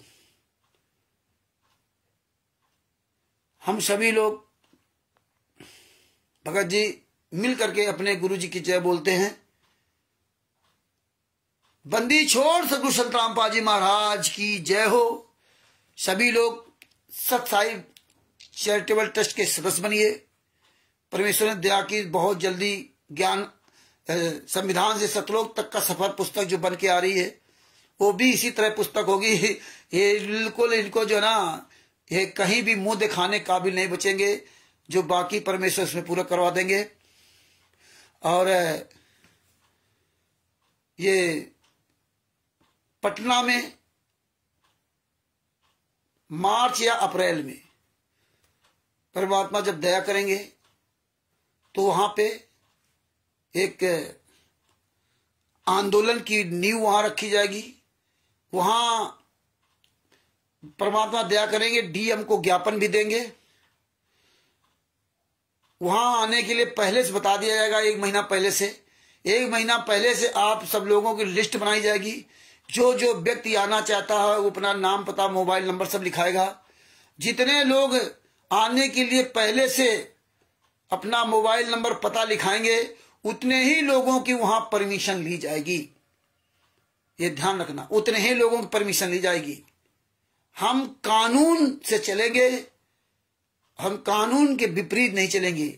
और वो परमिशन जो हमें मिलेगी, वो परमिशन हम वायरल भी करेंगे कि देखो भैया इतने लोग आना, ये परमिशन मुझे मिली है। तो अब ये पता चलेगा कि कौन कितने गहरे पानी में, कौन कितना बड़ा भगत है। ये परमेश्वर आने वाले समय में इसी तरह हमारी आपकी परीक्षाएं परमेश्वर लेंगे, पता चलेगा किसी को। और जो भी उसमें आप सहयोग करना, तो आप दान पाठ दशमांश ज्योत का पैसा भूल करके सहयोग मत करना।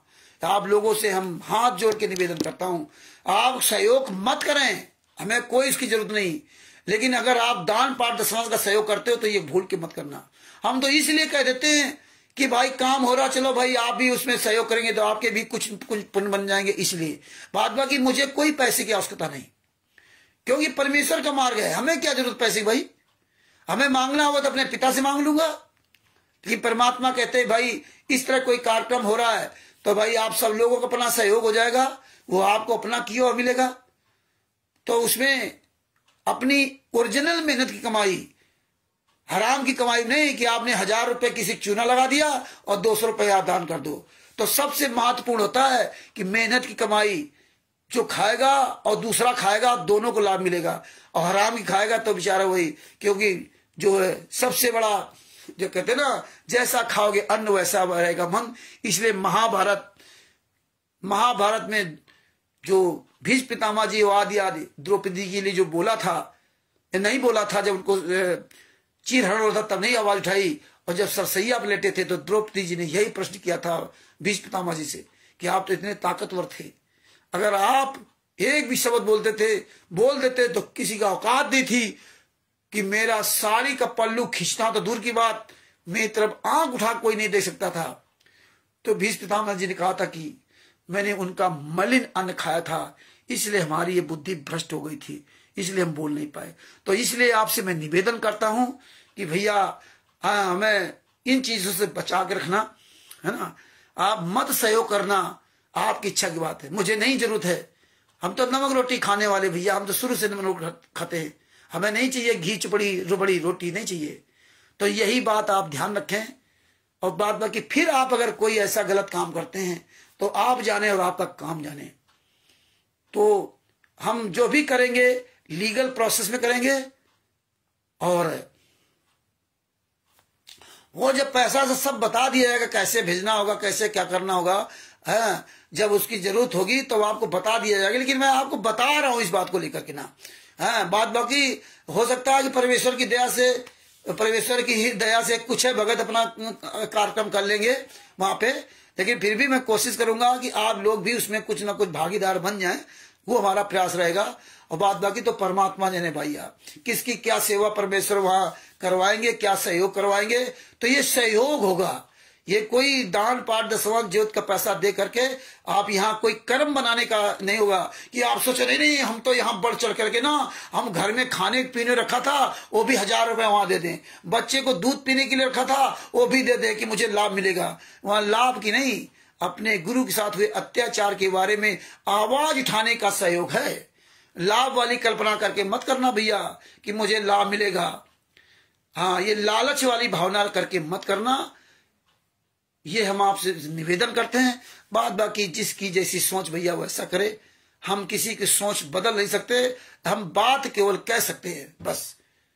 तो भगत भाइयों, ये ज्ञान अमृत शरण का 20वां पुस्तक का ऐसे लेकर के खूब अधिक से अधिक प्रचार करो। और ये पुस्तक मंगाने के लिए बिहार के सीनियर एडवोकेट भूषण जी, जिनका मोबाइल नंबर 9931592093 से फोन करके प्राप्त कर सकते हैं, मुझ रामचंद्र दास से प्राप्त कर सकते हैं। मेरा मोबाइल नंबर है 9140626268। और जितने भाई बहन सोशल मीडिया पर पुस्तक दिखा रहे हैं, आप उन भाई बहनों से पुस्तक प्राप्त कर सकते हैं। आप पीडीएफ प्राप्त कर सकते हैं, हाँ। और पीडीएफ तो हाँ आप सब लोगों से कहता हूं कि आए दिन ग्रुपों में वायरल करते रहा करिए आप पीडीएफ को। तो अब अपने शब्दों को यही विराम देता हूं। कल फिर परमेश्वर ने दया की तो फिर 8:30 बजे आपके, नहीं ये किराए का पैसा, ये कोई आपका हराम का पैसा को थोड़ा ही है नीरू बहन जी। आपने मकान बनवाया है, आपने किरायादार रखा है, पैसा लगाया है, वो किरायादारी मिल रहा है। ये कोई आपका हराम का पैसा को थोड़ी है, ये आपका बेईमानी का पैसा को थोड़ी है। जो लोग ब्याज का पैसा देते हैं, ब्याज लेते हैं, वो पैसा न दे इसमें। ब्याज, सूद ब्याज का पैसा न दें। जो 10 के बदले 15-20 कमा रहे हैं, वो पैसा ना दें। 10 से 15 आप कमाइए, जहां जैसी आपकी स्थिति है, जहां आपकी दुकान है, मार्केट में दुकान है, आपके खर्चे उसमें शामिल हैं, वो एक अलग मैटर है।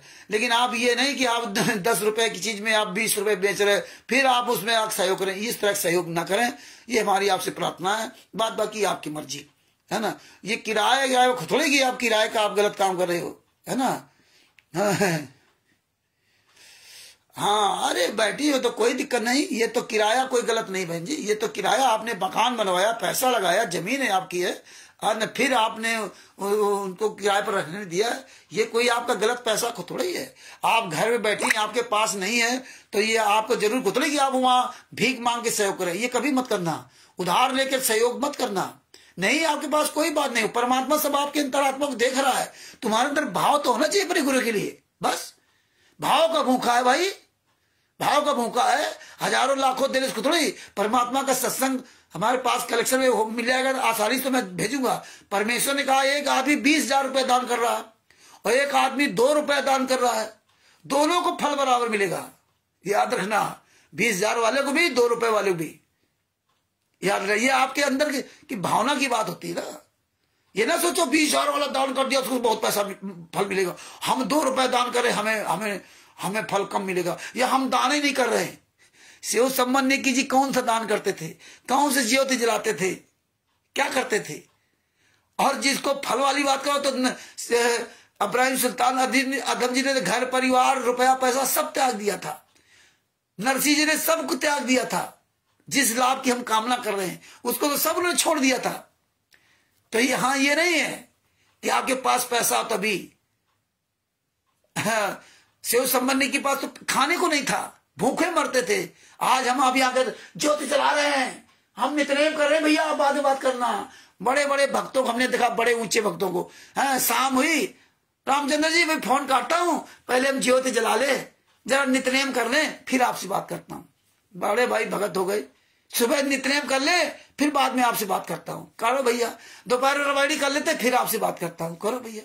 बाप जेल में यात्रा सहरा, नितनेम रवेड़ी संध्या आरती में लगे हैं। तो ये होता है, वो तो परमात्मा भाव का भूखा है। तो ठीक है भगत जी, कल फिर आपसे बात करेंगे। और ऐसे बातें तो कभी खत्म नहीं होंगी। कल फिर परमात्मा किसी अच्छे टॉपिक पर आपसे बात करवाएंगे। और बड़ी दया है कि हमें परमात्मा हर क्षेत्र में योग बना रहे हैं और हमें हर क्षेत्र में जागरूक बनना पड़ेगा। ऑलराउंडर हमारे गुरुजी ने ये सपना देखा था कि हम सारे अपने शिष्यों को ऑलराउंडर बनाएंगे। ऑलराउंडर बनिए, पूरी दुनिया को दिखा दीजिए कि ये है संत रामपाल जी महाराज का ज्ञान। इन गद्दारों पे जूते चलाइए, आम भाई बहनों से प्यार से बात करिए, अपनी प्यार से बात रखिए। कोई आपके गुरु का सम्मान से नाम ले अथवा न ले दूसरा आदमी, आप उससे मत कहिए कि नहीं नहीं नहीं आप हमारे गुरु का मान सम्मान से नाम लो। आपने गुरु के ज्ञान को पूरी दुनिया के सामने प्रदर्शित करके दिखाओ, तो एक दिन वो भी मान सम्मान से नाम लेंगे। मान सम्मान कहने से नहीं मिलता है, आप वो कर्म कीजिए। हमारे गुरु जी इतना बदनाम कर दिया, इतना गालियां उनको दी, इसलिए वो मजबूरी बेचारों कहते हैं। क्या करोगे आप? तो अपने शब्दों को यही विराम देता हूं। कल फिर इसी समय 8:30 बजे उपस्थित होंगे। तब तक के लिए आपसे सत साहिब और पुनः फिर संत रामपाल जी महाराज की जय हम सब लोग मिल करके बोलते हैं।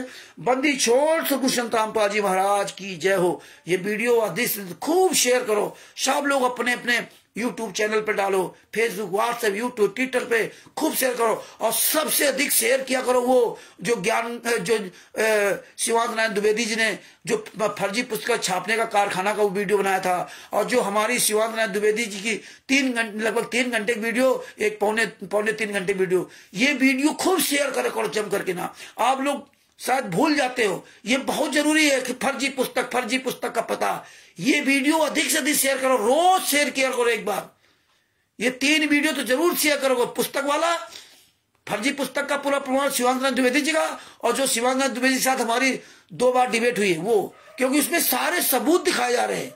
वो जितना भेजोगे उतना ही बढ़िया रहेगा, लोग और जागरूक होंगे। तो ये बात को मेरी ध्यान रखना, और सब लोग ये ऐसे वीडियो अपने अपने चैनल में जरूर डाल दिया करो, ऐसे वीडियो अपने अपने चैनल में जरूर डाल दिया करो, खूब शेयर करो जम करके ना। सत साहिब बंदी छोड़, गुरु संत रामपाल जी महाराज की जय हो। सत साहिब।